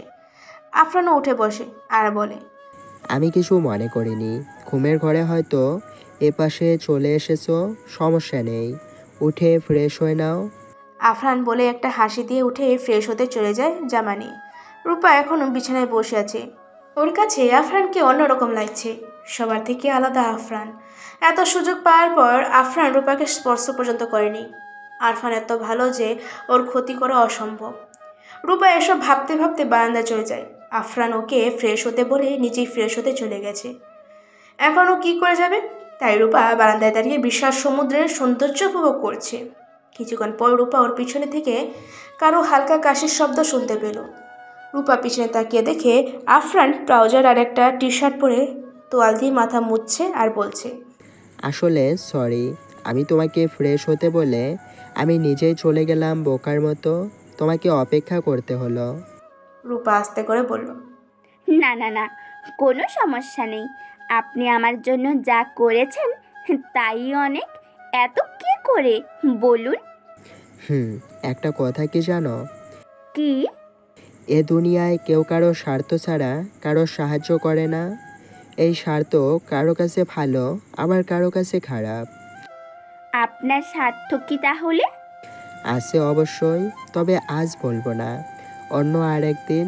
আমি বাইরে যাচ্ছি, তুমি দরজা দিয়ে ফ্রেশ হয়ে বসো, আমি আসলে একসাথে নাস্তা খেয়ে শপিংয়ে যাব। আমার কিচ্ছু লাগবে না, প্লিজ। চুপ, যা বলছি তাই করো, আমি বাইরে যাচ্ছি, দরজাটা দাও। আফরান মাথা মুছে চুলটা আঁচড়ে নিয়ে যেই দরজাটা খুলবে অমনি ওর বাকি বন্ধুরা হুমড়ি খেয়ে রুমের ভিতর এসে পড়ে। এই হাস্যকর দৃশ্য দেখে আফরান আর রূপা হেসে দেয়। আসলে ওরা বাইরে কান পেতে ভিতরে শোনার চেষ্টা করছিল। অবশ্য আফরান তখন মুগ্ধ হয়ে শুধু রূপার হাসি দেখছিল। কাল থেকে আজ পর্যন্ত রূপার হাসি দেখলো প্রাণটা জুড়ে গিয়েছে আফরানের। রূপা হাসতে হাসতে আফরানের চোখে চোখ পড়তে হাসি থামিয়ে মাথা নিচু করে অন্যদিকেই তাকায়। আফরান ওর বন্ধুদের তুলে সবগুলোকে কান ধরে বাইরে নিয়ে যায়। বদের হাড্ডিগুলো মজা করছিল। কি একটা অবস্থা! রূপা মিটমিট করে হাসতে হাসতে দরজা লাগিয়ে দিয়ে বিছনায় গিয়ে বসে ভাবতে থাকে, আমি কিভাবে? উনি খুবই ভালো একজন মানুষ, ওনাকে আমার মনে ধরেছে, কিন্তু না, আর ভাবতে পারছি না, জানি না কতদিন। রূপা এরপর ফ্রেশ হতে চলে যায়। অন্যদিকে আফরান বাইরে বন্ধুদের সাথে সবাইকে নিয়ে সালমানের রুমে যায়। সবাই একসাথে বসে আছে। মামা, রাতের খবর কি? মজা করে? আরে ধুর, আমি অমন ছেলে নাকি, চুপচাপ ঘুমিয়েছি শুধু। আচ্ছা বাবা, মানলাম। দোস্ত, মিশনের কি হবে? সকালে এসপাই মেসেজ দিল যে কোনো একটা রহস্য করছে, বাট কিছুই ধরা পড়ছে না। জাফর খান নাকি ওর সব ব্যবসা আর সিক্রেট আস্তানাগুলো বন্ধ করে দিয়েছে। বাহ, তাহলে তো ভালো। কিন্তু ওদের ধরতে হবে। আমার এসপাই আমাকে আর একটা খবর বলেছে। কি দোস্ত? আমি আগে শিওর হই, তারপর তোদের বলবো। আচ্ছা শোন, রূপাকে আমি কদিন সময় দিই, ওর মন জয় করতে পারি কিনা দেখি। হ্যাঁ, দেখো, অবশ্যই পারবি তুই। মামুন আর সালমান, তোরা দুজন সিক্রেট বেসে যাবি, গিয়ে সবটা একটু দেখে আসবি, আর কোনো ইনফরমেশন পাঠিয়েছে কিনা দেখে আসবি। ওকে দোস্ত। শোন, আজ রূপাকে নিয়ে শপিংয়ে যাব, তোরা যাবি? রাফি কিছু বলতে নিলে সবাই ওকে থামিয়ে বলে, না দোস্ত, তোরা যা, আমরা গিয়ে কি করব, বরং আমরা এদিকে মজা করব না। আচ্ছা, থ্যাংক ইউ দোস্ত তোদের। চল এখন উঠি। হ্যাঁ, তোরা নিচে যা, আমি রূপাকে নিয়ে আসছি। ওকে। আফরানের বন্ধুরা সবাই নিচে নাস্তা করার জন্য চলে গেল। আফরানের রুমের সামনে গিয়ে দরজা নক করলো। কিছুক্ষণ পর রূপা দরজা খুলে দেয়। রূপাকে দেখে তো আফরান হাঁ হয়ে আছে। ওর কিনে দেওয়া কালো একটা জিন্স পরে আছে রূপা, মাথায় ওড়না দেওয়া, একদম বাংলার খাঁটি বউ। আফরানকে দেখে রূপা প্রশ্ন করলো, তবে তাকিয়ে আছেন কেন? আফরান তাড়াতাড়ি নিজেকে সামলে বলে, সত্যি তোমাকে আজ যা লাগছে না, চোখ ফেরানো যাচ্ছে না। সবচেয়ে ভালো লাগছে এই যে মাথায় ওড়না দিয়েছো, এটা মনে হচ্ছে এই সাত সকালে রাতের চাঁদ আমার সামনে নেমে এসেছে। রূপা আফরানের কথা শুনে লজ্জা পেয়ে ওর মুখ গোলাপি হয়ে লাফ করেছে। রূপা আস্তে করে বলে, যাবেন না? আফরান রূপার একটু কাছে এসে বলল, মন তো চাচ্ছিল আজ সারাদিন তোমাকে দেখি, কিন্তু শপিংয়ে তো যেতেই হবে। চলো আগে নাস্তা করে তারপর যাব। আচ্ছা। এরপর আফরান রূপাকে আর সাথে ওর বন্ধুদের নিয়ে জমিয়ে নাস্তা করে বেরিয়ে পড়ে শপিং মলের উদ্দেশ্যে। আফরান গাড়ি চালাচ্ছে, রূপার জানলার বাইরে তাকিয়ে আছে। রূপাকে কেমন উদাসীন লাগছে, কি নিয়ে যেন ওকে বেশ চিন্তিত মনে হচ্ছে। আফরান গাড়ি চালাচ্ছে আর রূপাকে দেখছে। আফরান বুঝতে পারছে না এই চিন্তিত ভাবের কারণ কি, তাই আফরান বলল, কি হয়েছে, কোনো সমস্যা?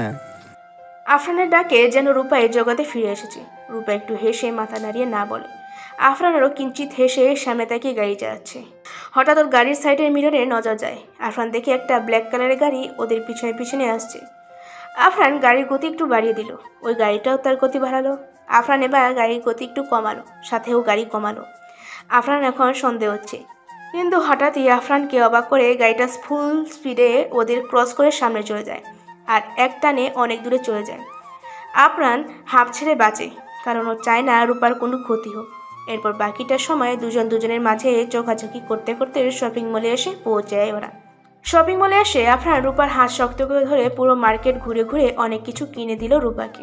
রূপা তো বেশ অবাক আফরানকে দেখে, কোনোভাবেই রূপার হাত ছাড়ছে না, যেন মনে হয় রূপা ওর স্ত্রী। রূপা কিন্তু ব্যাপারটা বেশ উপভোগ করছে।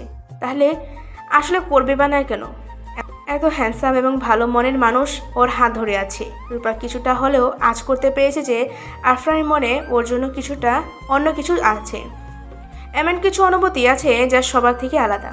কিন্তু রূপা কি এই মানুষটাকে পাবে নাকি? রূপা আর ভাবতে পারছে না। অনেক শপিং শেষে রূপাকে নিয়ে একটা ফুড কোর্টে বসে আফরান রূপাকে বলে, তুমি একটু এখানে বসো, আমি এই শপিং ব্যাগগুলো গাড়িতে রেখে আসি। রূপা মাথা নাড়িয়ে আচ্ছা বলে। কোথাও যেও না কিন্তু। আচ্ছা। আফরান শপিং ব্যাগগুলো নিয়ে সোজা আন্ডারগ্রাউন্ড পার্কিংয়ে চলে গেল। ব্যাগগুলো গাড়িতে রেখে আফরান চলে যাবে, ঠিক তখন ওর নজর যায় একটা গাড়ির দিকে। হ্যাঁ, সেই ব্ল্যাক কালারের গাড়ি, কিন্তু এখানে হয়তো শপিংয়ে এসেছে।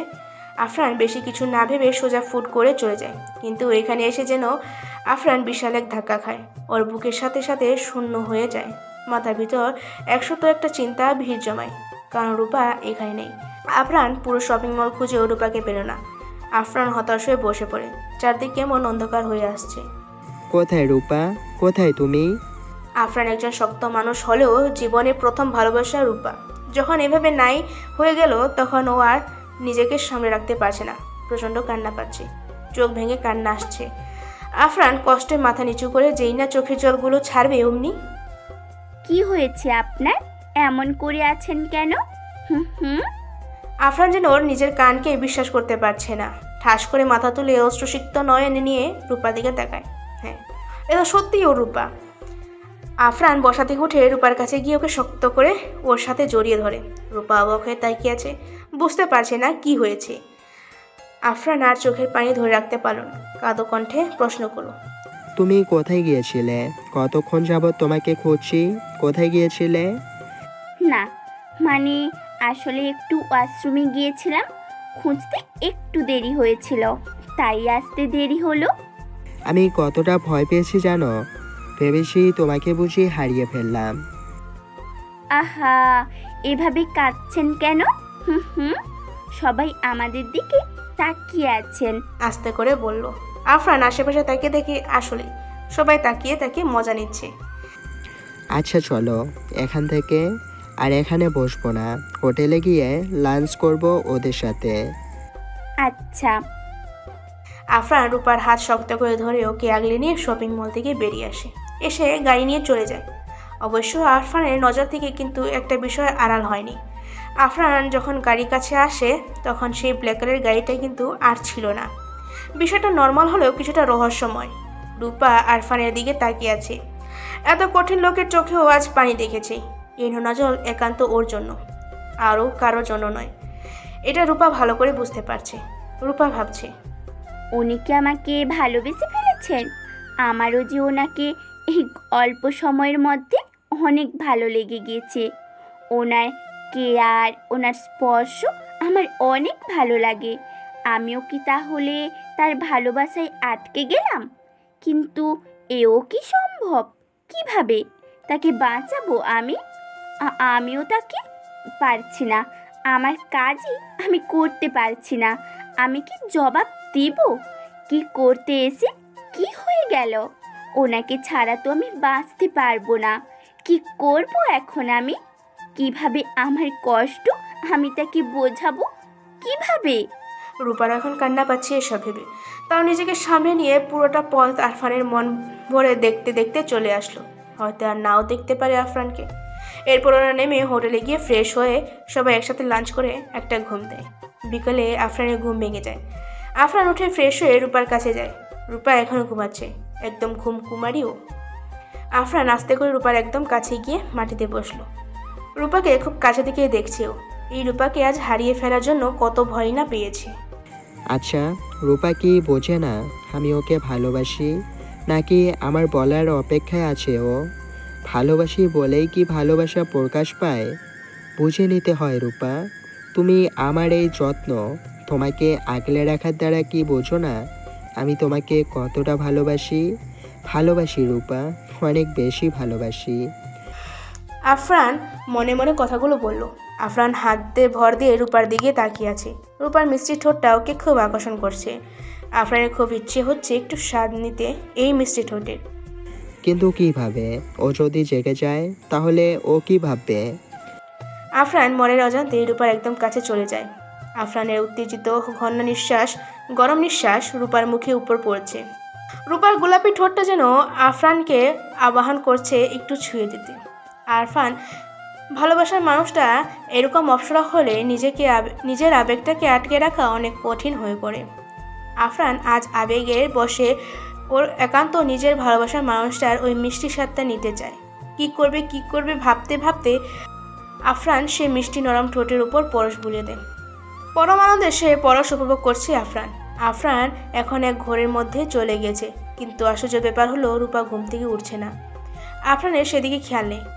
সে বিপরীত পাশ থেকে কোনো সাড়া না পেলেও নিজ দিকে পরম আনন্দে পরশ বুলিয়ে দিচ্ছে। তবে রূপার ঘন নিঃশ্বাস আফরানের আরও পাগল করে দিচ্ছে। দীর্ঘ 10 মিনিট পর পরশ বুলিয়ে দেওয়ার পর এবার রূপা একটু নড়ে ওঠে। আফরানের এবার হুঁশ আসে। ঠাস করে রূপাকে ছেড়ে দেয়। লাল হয়ে গেছে ঠোঁটটা রূপার। আফরান নিজের চোখকে বিশ্বাস করতে পারছে না ও এটা কি করলো। এখন রূপা ওকে কি ভাববে? আচ্ছা, রূপা তো এখনও ঘুমানো। ও কি কিছু টের পায়নি, নাকি টের পেয়েও লজ্জায় ঘুমের ভান ধরে শুয়ে আছে? ওকে ডাক দিই। আফরান মনে মনে এসব বলে রূপাকে ডাক দেয়। রূপা, রূপা ওঠো। রূপা আস্তে আস্তে চোখ মিলে তাকায়। দেখে আফরান ওর অনেক কাছে। আফরানের দিকে কেমন করে যেন তাকিয়ে আছে রূপা। আফরানের নিজেরই এখন লজ্জা লাগছে। একটু আগে যা করছে তার জন্য এখন লজ্জিত ফিল হচ্ছে। আফরান রূপার লাল জিভা ঠোঁটের দিকে তাকিয়ে আছে। উঠে ফ্রেশ হয়ে নাও, তোমাকে নিয়ে বিচে ঘুরতে যাব। আমি বারান্দায় আছি। রূপা মাথা নাড়িয়ে আচ্ছা বলে। আফরান বারান্দায় চলে যায়। আফরানের কাছে রূপার মাঝে মাঝে অন্যরকম লাগে। রূপাকে একটু আগে দেখলো, মনে হলো ও সবটা বুঝতে পেরেছে। ওর পরশ আমাকে পাগল করে দিচ্ছিল। ওকে আমার ছাড়া জীবনের জন্য চাই। ওর ভালোবাসা আর এই পরশ নিয়ে এই তিক্ত জীবনটা পার করতে চাই। কাল রূপাকে প্রপোজ করব ডিরেক্ট বিয়ের জন্য। আমার বিশ্বাস ও কখনো না করবে না। হঠাৎ পিছন থেকে আফরানকে রূপা ডাক দিল। এই যে শুনুন। আফরান পিছনে তাকে রূপাকে দেখে তো আবার প্রেমে পড়ে গেল। একটা মেয়ে কি করে এত সুন্দর হয়? কি সুন্দর চুলগুলো বেঁধে নীল জামাটা পরে দাঁড়িয়ে আছে। চোখ সরাতে পারছে না আফরান। হ্যাঁ করে তাকিয়ে আছে। রূপার মুখে এমন এক মায়া আছে যা আফরানকে ওর প্রতি অনেক দুর্বল করে তোলে। আফরান শুধু মুগ্ধ হয়ে রূপাকে দেখছে। এভাবে কি দেখছেন? যাবেন না? যতবারই তোমার সাথে বের হতে যাব ততবারই তোমার এই মায়াবী মধুর মুখখানা আমাকে আটকে দেয়। যেতে ইচ্ছে করে না বাইরে। মনে চায় তোমাকে বসিয়ে শুধু তোমাকেই মন ভরে দেখি। আপনি কি পাগল হয়ে গিয়েছেন? হ্যাঁ, তোমার না মানে কিছু না, চলো। এরপর আফরান, রূপা আর বাকি বন্ধুরা মিলে সবাই বিচে ঘুরতে যায়। আফরানের বন্ধুরা সামনে একসাথে হাঁটছে আর আফরান আর রূপা একসাথে হাঁটছে। দোস্ত তোরা সামনে যা, আমি রূপাকে নিয়ে ওদিকটায় ঘুরে আসি। আচ্ছা যা। চলো রূপা, আমরা ওদিকটায় যাই, তোমাকে একটা জিনিস দেখাবো। আফরান আর রূপা পাশাপাশি হাঁটছে, দুজনেই চুপচাপ। রূপার কাছে মুহূর্তটা খুব সুন্দর, তবে ওর মনে কিছু প্রশ্ন আছে যা ওকে জানতে হবে। তাই রূপা নিস্তব্ধতা ভেঙে বলল, একটা প্রশ্ন করি আপনাকে। হ্যাঁ বলো। আপনি অন্ধের মতো আমাকে এত বিশ্বাস করে নিজের এতটা কাছে টেনে নিলেন কেন? আমি তো আপনার কোনো ক্ষতিও করতে পারি, তাই না? আফরান হাঁটা থেকে দাঁড়িয়ে যায়, সাথে রূপাও। আফরান রূপার সামনে এসে দাঁড়ায়। রূপা দু কাঁধে হাত রেখে বলে, তোমার দু চোখ আমি প্রথমে পড়তে পারিনি, কিন্তু আস্তে আস্তে আমি তোমার দু চোখ পড়ে ফেলেছি। সেখানে আমার ক্ষতি করবে বলে তোমাকে আমি দেখিনি। আমি সেখানে দেখেছি আমার জন্য তোমার অন্যরকম অনুভূতি। মানুষের চোখে কি সবসময় সত্য কথা বলে? আমি যদি মিথ্যা হই তাহলে তুমি আমার বড় জোড়ো কি ক্ষতি করবে? আমাকে মারবে? মেরে ফেলো তাহলে এখন, তোমার হাতে মরতেও আমি রাজি। কাউকে এতটা বিশ্বাস করা ঠিক না, পরে সে বিশ্বাস ভাঙলে অনেক কষ্ট হয়। তুমি এভাবে বলছো কেন? কি হয়েছে তোমার? অবাক হয়ে। না না, কিচ্ছু হয়নি। আচ্ছা চলুন, আপনি কোথায় নিয়ে যাবেন সেদিকটায় যাই। আচ্ছা চলো। আফরান আর রূপা পাশাপাশি হাঁটছে, আর সেই আগে নীরবতা। আফরান রূপার হাতটা ধরে আছে, রূপা বারবার সেটা দেখছে। ওর খুব কান্না পাচ্ছে। এত ভালো মানুষটার কোনো ক্ষতিও কোনোদিন করতে পারবে না। রূপাকে আফরান পাগলের মতন যে ভালোবাসে তা রূপা বুঝে গিয়েছে, কিন্তু রূপা যে কখনোই আফরানের হতে পারবে না, এ কোনোদিনই সম্ভব না। রূপার খুব ইচ্ছে হচ্ছে আজকে আফরানের সাথে কিছু ভালো সময় কাটানো, হয়তো এই শেষ, আর নাই। একটা কথা বলি। দুইটা বলো, হাজারটা বলো। আপনি খুব ভালো একজন মানুষ, আপনাকে সবাই অনেক ভালোবাসবে। আপনি সবার মনের মধ্যে নিজের জন্য জায়গা করে নেন খুব সহজেই। আফরান রসিকতা ছড়ে বলে, তার মানে কি তোমার মনেও আমি জায়গা করে নিয়েছি? তুমি আমাকে ভালোবাসো? রূপা অনেকটা লজ্জা পায় আর বলে, আমি কি তা বলেছি নাকি? তবে আপনাকে আমার ভালো লাগে। আস্তে করে বললাম। কি বললে? না কিচ্ছু না। আর কত দূর? ওই তো সামনে। আফরান রূপাকে এমন একটা জায়গায় নিয়ে যায় যেখানে তেমন কোনো লোকজন নেই। সমুদ্রের পাড়ে অনেক পাথর ফেলা। আফরান রূপাকে সাবধানে শিখিয়ে নিয়ে ওরা একটা পাথরের উপর বসে। এখানে একটু পর সূর্য মামা অস্ত যাবে, এখানে বসে খুব সুন্দর করে দেখা যায়, দেখবে খুব ভালো লাগবে তোমার। আচ্ছা। রূপা তাকিয়েছে সমুদ্রের দিকে। মিষ্টি বাতাস বয়ে আসছে ওদের কাছে। রূপার খোলা চুলগুলো বাতাসে উড়ছে। আফরান তাকিয়ে তাকিয়ে তা দেখছে। এরপর সূর্য মামা অস্ত গেল। রূপা সে সময়টা খুব উপভোগ করছে। চলো তোমাকে আজ মজার জিনিস খাওয়াই। কি? আগে ওঠো। কি খাওয়াবেন? এখানে আমাদের সামনে চিংড়ি আর বিভিন্ন মাছ ভেজে দেয়, খুব মজার। চলো খাবে? আচ্ছা চলুন। এরপর আরফান আর রূপা অনেক মজা করে চিংড়ি আর ফিশ ফ্রাই খেলো। এখন রাত 9টা প্রায়। আজ আকাশে চাঁদ আছে। জ্যোৎস্নাময় রাতে রূপা আরফানের হাত ধরে ওর সাথে মিশে হাঁটছে। আমার জীবনের সবচেয়ে আনন্দের আর খুশির মুহূর্তগুলো সব আপনার সাথেই কাটলো। জীবন যে এত সুন্দর আর ভালোবাসাপূর্ণ হতে পারে জানা ছিল না। তবে কি? না কিচ্ছু না। আচ্ছা একটা রিকোয়েস্ট করি। হ্যাঁ করো। চলুন না আজ আমাদের হোটেলে বসে জ্যোৎস্না বিলাস করি। আপনার সাথে গল্প করব আর জ্যোৎস্নার রাত উপভোগ করব। বাবা আচ্ছা চলো। এরপর আরফান আর রূপা হোটেলে গিয়ে ফ্রেশ হয়ে খাওয়া দাওয়া করে দুজন 2 কাপ কফি নিয়ে বারান্দায় বসে জ্যোৎস্না বিলাস করছে। অবশ্য আমাদের আরফান শুধু রূপার দিকে তাকিয়েছিল। রূপাকে জ্যোৎস্নার আলোতে কি যে সুন্দর লাগছিল তা বলার বাইরে। আরফান ভাবছে, রূপা শুধু আজকের এই রাতটা পার হলেই হয়, কালকে আমার মনের সব কথা তোমাকে বলে দিব। তুমি শুধু আমার হবে, শুধুই আমার। রূপার এই অপরূপ সৌন্দর্য দেখতে দেখতে আরফান একসময় ঘুমিয়ে পড়ে। কখন যে চোখ লেগে যায় আরফান তা নিজেও জানে না। সকালে রোদের আলো এসে আরফানের মুখে পড়তে আরফানের ঘুম ভেঙে যায়। আরফান চোখ খুলে তাকায়, ভালো মতন উঠে বসে।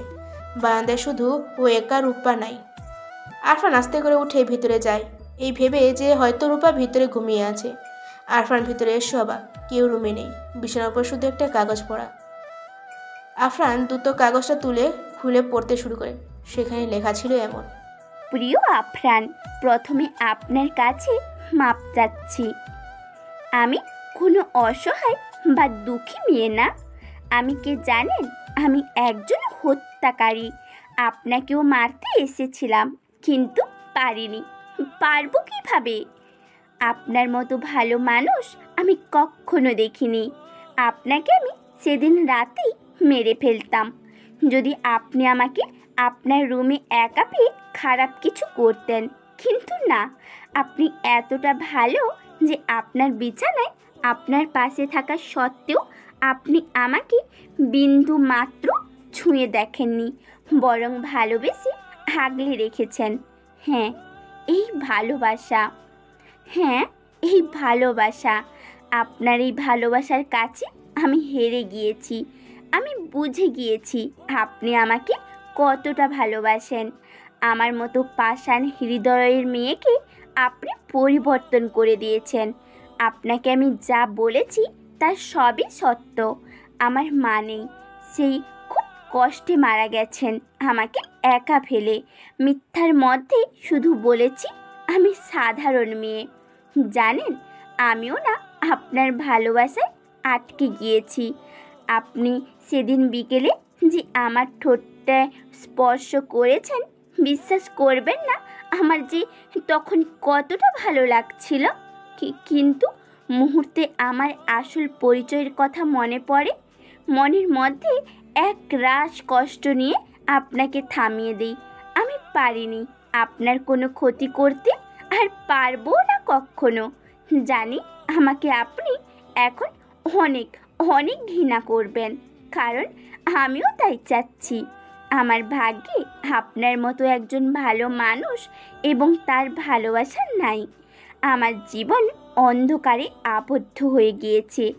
এর থেকে পরিত্রাণের কোনো উপায় আর নেই। আমি কে, কোথায়, আমি তা কোনো দিন জানার চেষ্টা করবেন না।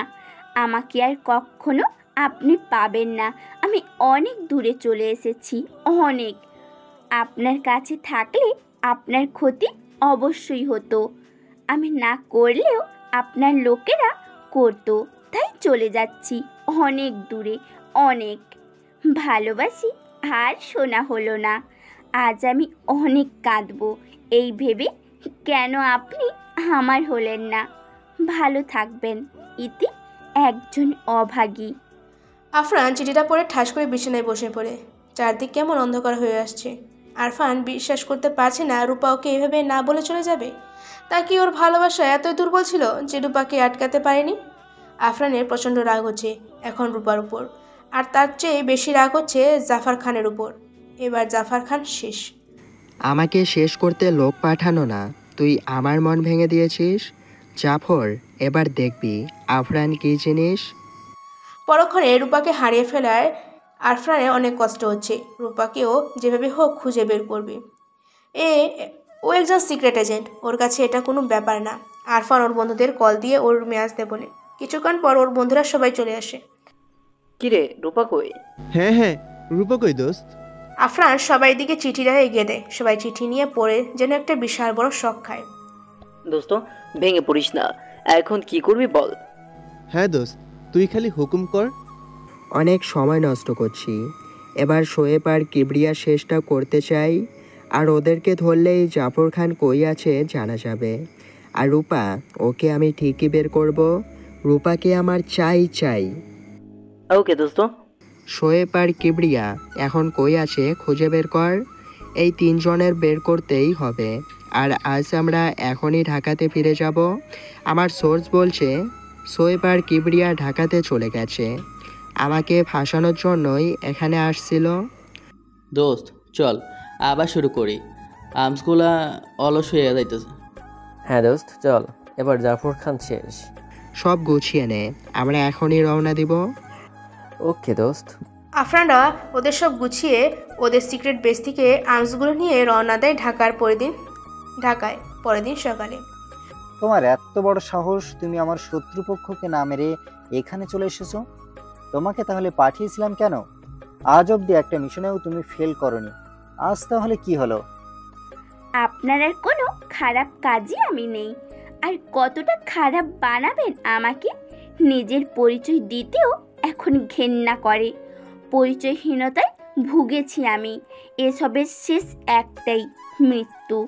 আমার পক্ষে এভাবে মারা যাওয়া সম্ভব না।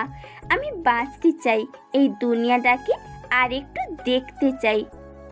রূপা, তুমি কি পাগল হয়ে গিয়েছো? বাসায় যাও, তোমাকে আর এসবের মধ্যে জড়াতে হবে না।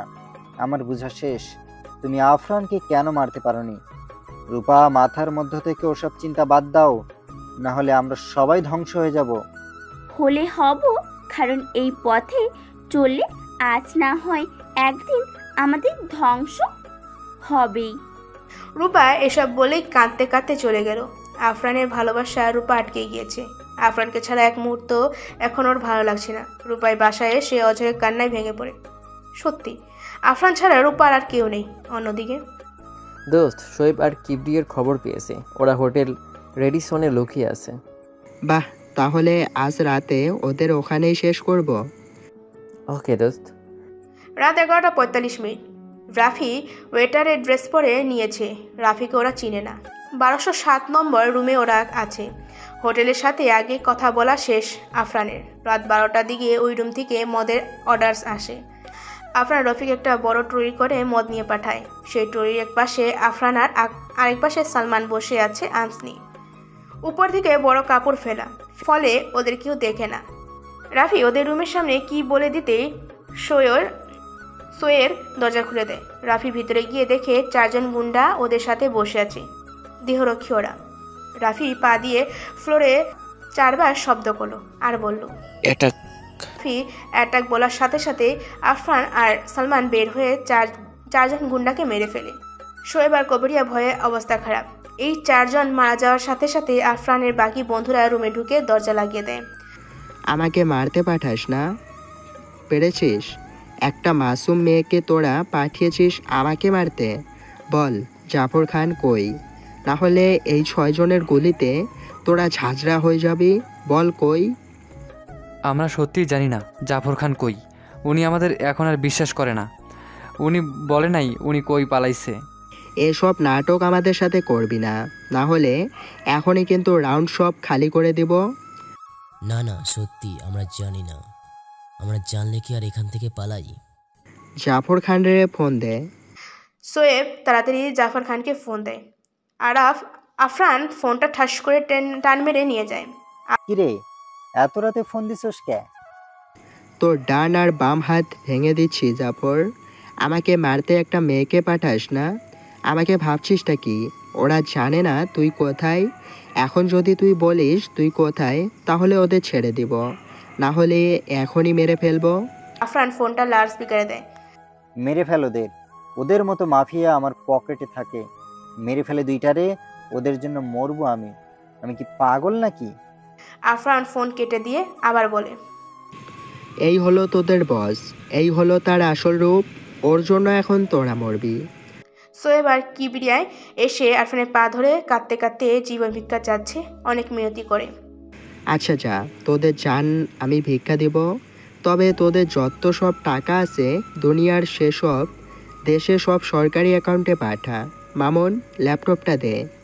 সোয়েব আর কিবরিয়া ওদের সব টাকা পাঠিয়ে দেয় সরকারি অ্যাকাউন্টে। ভাই দিচ্ছি, এখন আমাদের ছেড়ে দে। দাঁড়া, এত তাড়াহুড়ো কিসের? এখন বল এই রূপা কোথায়? ওর সব ডিটেলস আমার চাই। বলবো, কিন্তু এরপর আমাদের ছেড়ে দিতে হবে। আরে ছাড়বো, আগে বল। শোয়েব রূপা সব ডিটেলস বলল। শোয়েবের কথা শুনে আফরান বেশ মজা পেল, সাথে বাকিরাও। রূপা, আমি আসছি। আচ্ছা তাহলে তোরা থাক, আমরা আসি। ধন্যবাদ ভাই। শোয়েব আর কিবরিয়া অনেক খুশি, বেঁচে গেছে ওরা। আফরান আর বাকিরা চলে যাচ্ছিল, কিন্তু আবার ওদের দিকে তাকিয়ে বলে, আসলে তোদের ছেড়ে দিতাম, কিন্তু তোরা সবচেয়ে খারাপ দুইটা কাজ করতি। সেগুলো হচ্ছে এক নারী পাচার, দুই মাদক বিক্রি। শোয়েব আর কিবিরিয়া শেষ। জাফর খানের পাওয়ার এবার প্রায় শেষ, আর ওকে ধরার জন্য বুদ্ধিও পেয়ে গেছে আফরান। আফরান হাসান সাহেবকে ফোন দিল। আরে আরফান, কি খবর? কই তোমরা? আঙ্কেল, শোয়েব আর কিবরিয়াকে মাত্র শেষ করলাম। জাফর খান এখনও হাতের মুঠোয়। বাহ, সাব্বাস। আমি হোটেলের অ্যাড্রেস পাঠিয়ে দিচ্ছি, আপনি এসে হ্যান্ডেল করেন। ওকে, আমি আসছি। চল, মিশনের 80% শেষ। জাফর খান, এবার তুই রেডি থাক। তবে তার আগে একজনের সাথে আমার কিছু বোঝাপড়া আছে। কি করবে? কাটা দিয়ে কাটা তুলবো, চল। আফরানরা চলে যায় পরের দিন রাতে রূপার বাসায়। রূপা খাওয়া দাওয়া একদম ছেড়ে দিয়েছে, ওর কোনো কিছুই ভালো লাগছে না। ছাদে একা দাঁড়িয়ে আছে, শীতের একটা ঠান্ডা ভাব পড়ছে। আফরান যে শোয়েব আর কিবরিয়াকে মেরে ফেলেছে রূপা তা জানে। রূপার চোখ দিয়ে অঝরে পানি ঝরছে। বাসায় আসার পর থেকে শুধু কেঁদেই যাচ্ছে। রূপার অনেক ঠান্ডা লাগছে বলে নিচে বাসায় চলে যায়। ওর বাসায় শুধু ও আর কিছু গুন্ডারা থাকে, আর কিছু চাকরেই। রূপা ও রুমে ঢুকে দরজা লাগিয়ে বিছানায় গিয়ে এক পাশ হয়ে শুয়ে পড়ে। রূপা অসুসিক্ত নয়নদ্বয় বন্ধ করার কিছুক্ষণ পর ওর মুখে গরম ঘন নিঃশ্বাস পড়ে। রূপার চোখ খুলে তাকে দেখে চিৎকার করতে নিলে সে রূপার মুখটা বন্ধ করে দেয় ও ঠোঁটে ঠোঁট ডুবিয়ে দেয়। রূপা আফরানকে ওর চোখের সামনে দেখে ভীষণ ভয় পেয়ে যায়, তাই চিৎকার করতে নেয়। কিন্তু আফরান ওর ঠোঁট দিয়ে এই সুযোগে রূপার মিষ্টি ঠোঁটের স্বাদ নেয়। আফরান ঠিক সেদিনের মতন রূপার ঠোঁটের স্বাদ নিয়ে যাচ্ছে। রূপার নয়ন থেকে অশ্রু ঝরছে, তবে এটা খুশি নাকি দুঃখে তা অজানা। আজ এই স্বাদ নেওয়াটা বেশ জমে উঠেছে, কারণ আজ রূপাও মনের অজান্তে আফরানকে সাড়া দিয়ে যাচ্ছে। দুজনকে ছাড়ছে না। দুজনের গরম নিঃশ্বাস একসাথে মিলে একদম একাকার অবস্থা, যেন দীর্ঘদিনের ইচ্ছা আজ পূরণ হয়েছে। আফরান দুষ্টুমি করে একটা কামড় দিয়ে দেয় রূপার ঠোঁটে, রূপাও দিয়ে দেয় এক কামড়। কিন্তু রূপা এতটা মগ্ন ছিল যে কামড়টা একটু জোরেই পড়ে। আফরান উফ করে ব্যথা পেয়ে রূপা নরম জিভে ঠোঁটটাকে ছেড়ে দেয়। আফরান ওর ঠোঁটে হাত দিয়ে বলে, উফ, এভাবে কেউ কামড় দেয়? রূপা তাড়াতাড়ি উঠে বসে ব্যস্ত হয়ে আফরানের ঠোঁটে হাত দিয়ে ছুঁয়ে দিতে বলছে, আহ, বেশি ব্যথা পেয়েছেন? আমি ইচ্ছে করে দেইনি, আপনি দিয়েছেন তাই আমিও দিয়েছি, সরি। আফরান রূপার মায়াবী মলিন অশ্রুসিক্ত নয়নে পানে এক ধ্যানে তাকিয়ে আছে। রূপা আফরানের তাকানি দেখে লজ্জায় শেষ। আফরান ওঠে রূপাকে ওর সাথে জড়িয়ে ধরে। রূপা আর পারে না, আফরানকে শক্ত করে জড়িয়ে ধরে অঝরে কেঁদে দেয়, যেন কোনো বাচ্চার কাছ থেকে তার প্রিয় জিনিসটা কেড়ে নিয়ে গেছে সেভাবে কাঁদছে রূপা। আহা, এভাবে কাঁদছো কেন? আমি তো আছি। রূপা আফরানকে আরও শক্ত করে জড়িয়ে ধরে বলে, আমাকে মাফ করে দিন, আপনাকে অনেক কষ্ট দিয়ে ফেলেছি, তাই না? বিশ্বাস করুন, আপনি যা কষ্ট পেয়েছেন আর থেকে কয়েক শতগুণ আমি কষ্ট পাচ্ছি। আপনাকে না পাওয়ার কষ্ট, আপনাকে হারিয়ে ফেলার কষ্ট। আফরান রূপার মাথায় হাত বুলিয়ে দিতে বলে, আমাকে ভালোবাসো? হ্যাঁ, অনেক বেশি, নিজের থেকেও অনেক বেশি। জীবন কি জিনিস বুঝিনি, ভালোবাসা কেমন তাও জানতাম না, কিন্তু আপনার স্পর্শে এসে বুঝেছি জীবন কত সুন্দর, আর ভালোবাসা সাথে থাকলে কত ভালো লাগে। অনেক ভালোবাসি আপনাকে। আফরানের মুখের দিকে তাকিয়ে নেশাত্মক কণ্ঠে বলল রূপা, আমাকে বিয়ে করবে? আমার এই জীবনের সঙ্গী হবে? এ আমার সৌভাগ্য হবে আপনার মতো মানুষের স্ত্রী হওয়া। আফরান খুশিতে রূপার ঠোঁটে আবার ওর ঠোঁট ডুবিয়ে দেয়। দুজন আবার হারিয়ে যায় এক অজানা জগতে, সেখানে শুধু ভালোবাসা আর ভালোবাসা। বেশ কিছুক্ষণ পর আফরান আর রূপা একসাথে বসে আছে। রূপা আফরানের বুকে মাথা রেখে আফরানকে জড়িয়ে ধরে বসে আছে। আফরান গম্ভীর গলায় বলল, তোমার বাবা কোথায়? আমি বলবো না, আপনি তাকেও মেরে ফেলবেন। রূপা, তার পাপের বোঝা যে অনেক বেশি হয়ে গিয়েছে, তাকে যে শাস্তি পেতেই হবে। আমাকে মাফ করবেন, আমি মেয়ে হয়ে আবার আমার বাবার মৃত্যু আমি চাই না, তাকে মাফ করে দেন না প্লিজ। কি করে বলবো বলো? সে তো তার পাপ কাজ চালিয়েই যাচ্ছে। সে বেঁচে থাকলে দেশের মানুষের অনেক ক্ষতি হবে। রূপা কাঁদতে কাঁদতে বলল, আমার বাবাকে না মেরে অন্য শাস্তি দেওয়া যায় না? তার অপকর্মের শাস্তি তো একটাই, মৃত্যু। আর সেটা আমার হাতেই। অনেক মানুষকে নিরীহভাবে তোমার বাবা মেরেছে। কি করে তাকে অন্য শাস্তি দিই বলো? আপনাকে আল্লাহর দোহাই লাগে আমার বাবাকে মেরে দিয়েন না। আচ্ছা, তাহলে কিন্তু তোমার বাবাকে সারা জীবন কারাগারে থাকতে হবে, তার মৃত্যুর আগ পর্যন্ত। হ্যাঁ, আমি এতেই রাজি। তাহলে বলো, কোথায় তোমার বাবা? আগে প্রমিস করেন বাবার কোনো ক্ষতি হতে দিবেন না। আচ্ছা, প্রমিস। তোমার বাবার কোনো ক্ষতি হবে না? আমি সাথে নিয়ে যাব আপনাদের। আচ্ছা, তাহলে কাল তোমার বাবার রাজত্ব শেষ আর আমাদের নতুন জীবন শুরু হবে। মাকে তোমার কথা বলেছি, মা রাজি।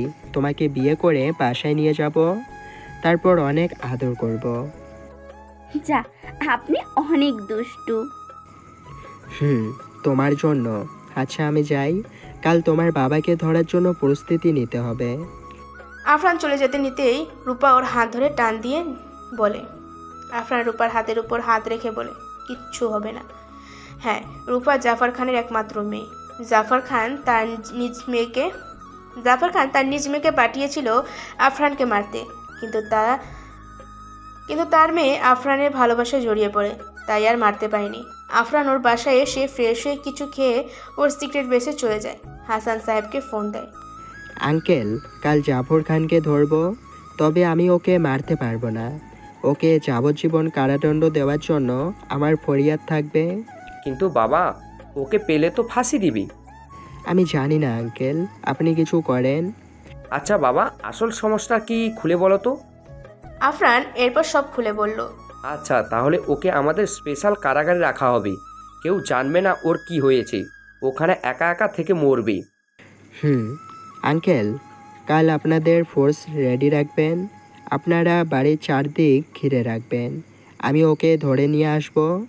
আচ্ছা, তাহলে রাখি আঙ্কেল। বাকি ডিটেলস আমি মেসেজ করে দেব। ওকে। ফোন রেখে আফরান ওর বন্ধুদের কল দেয়। শোন, জাফর খানের আস্তানার সন্ধান পেয়েছি। কাল অ্যাটাক করব, তোরা রেডি থাক। হ্যাঁ দোস্ত, কালও শেষ। না, রূপার জন্য পারবো না। ওকে যাবজ্জীবন কারাদণ্ড দেওয়া হবে। সবাই জানবে ও আর নেই। আমি সব ডিটেলস পাঠিয়ে দিচ্ছি, তোরা পড়ে নিস। ওকে। পরের দিন সকালে আফরান সবাইকে নিয়ে জাফর খানের আস্থানে চলে যায়। সাথে রূপাও ছিল, তবে গাড়িতে। রূপা গাড়িতে বসে কাঁদছে। হাসান সাহেব তার ফোর্স নিয়ে বাড়ির আশপাশ সব ঘেরাও করে রেখেছে। আফরান আর ওর বন্ধুরা মিলে ব্যাটালিয়নদের মতন অ্যাটাক করে। 6 জনে বাসার ভিতরে ঢুকে স্মোকিং বম মেরে সব গুন্ডার নিমিষে নামিয়ে দেয়। স্যার, আমাদের উপর হামলা হয়েছে। চারিদিকে পুলিশ, মাজার কোনো রাস্তা নেই। রূপা, হায় রে রূপা, কি করলি এটা মা? আফরান জাফর খানের সামনে ওই লোকটাকে মানে গুন্ডাকে মেরে ফেললো। ধোঁয়ার শেষে জাফর খান দেখলো 6 জন সৈনিক, হাতে অস্ত্র। বাঁচার আর কোনো রাস্তা নেই, আর জীবন এখানে শেষ। কি হলো, মারছিস না কেন? মার আমাকে। তোকে তো এই বন্দুকের সবগুলা গুলি তোর শরীরে মারতাম, কিন্তু তোর ভাগ্য ভালো, তোর মেয়েটাকে আমি নিজের থেকেও বেশি ভালোবাসি, তাই তোর জান ভিক্ষা দিয়েছি ওর কথায়। তাই বলে ভাবিস না বেঁচে গিয়েছিস। যাবজ্জীবন কারাদণ্ড হবে তোর, যেখানে মরবি তুই। জাফর খান চুপ হয়ে আছে, কিছু বলার আর তার নেই। রাফি আর মামুন মিলে জাফর খানকে ধরে নিচে নিয়ে আসে। হাসান সাহেব আর রূপা দাঁড়িয়ে আছে। আফরান মাফিয়ার রাজা জাফর খানকে হাসান সাহেবের হাতে তুলে দিল। জাফর খান তার মেয়ে রূপার দিকে তাকিয়ে আছে। রূপা অজরে কাঁদছে আর কাঁদছে। হাসান সাহেব জাফর খানকে নিয়ে যাচ্ছিল, কিন্তু হঠাৎ জাফর খান হাসান সাহেবের পিস্তল বের করে হাতে নেয়। সবাই সবার বন্দুক জাফর খানের দিকে তাকায়। বাবা, তুমি কি করছো? মারে, জীবনে অনেক পাপ করে ফেলেছি, আমাকে শাস্তি পেতেই হবে। সারাটা জীবন কষ্ট করে মরার চেয়ে একবারে মরে যাওয়া ভালো। বাবা আফরান, আমার মেয়েটার খেয়াল রেখো, ওর সব দায়িত্ব তোমার। রূপামা, আমাকে মাফ করে দিস। বিদায়। বাবা! না। ঠাস, বিকট এক গুলি আওয়াজ, একটা রক্তাক্ত নিথর দেহে, আর সবাই নিস্তব্ধ। বাবা হারানো এক মেয়ের কান্নায় মাঝে শেষ হলো সিক্রেট এজেন্টের গল্প।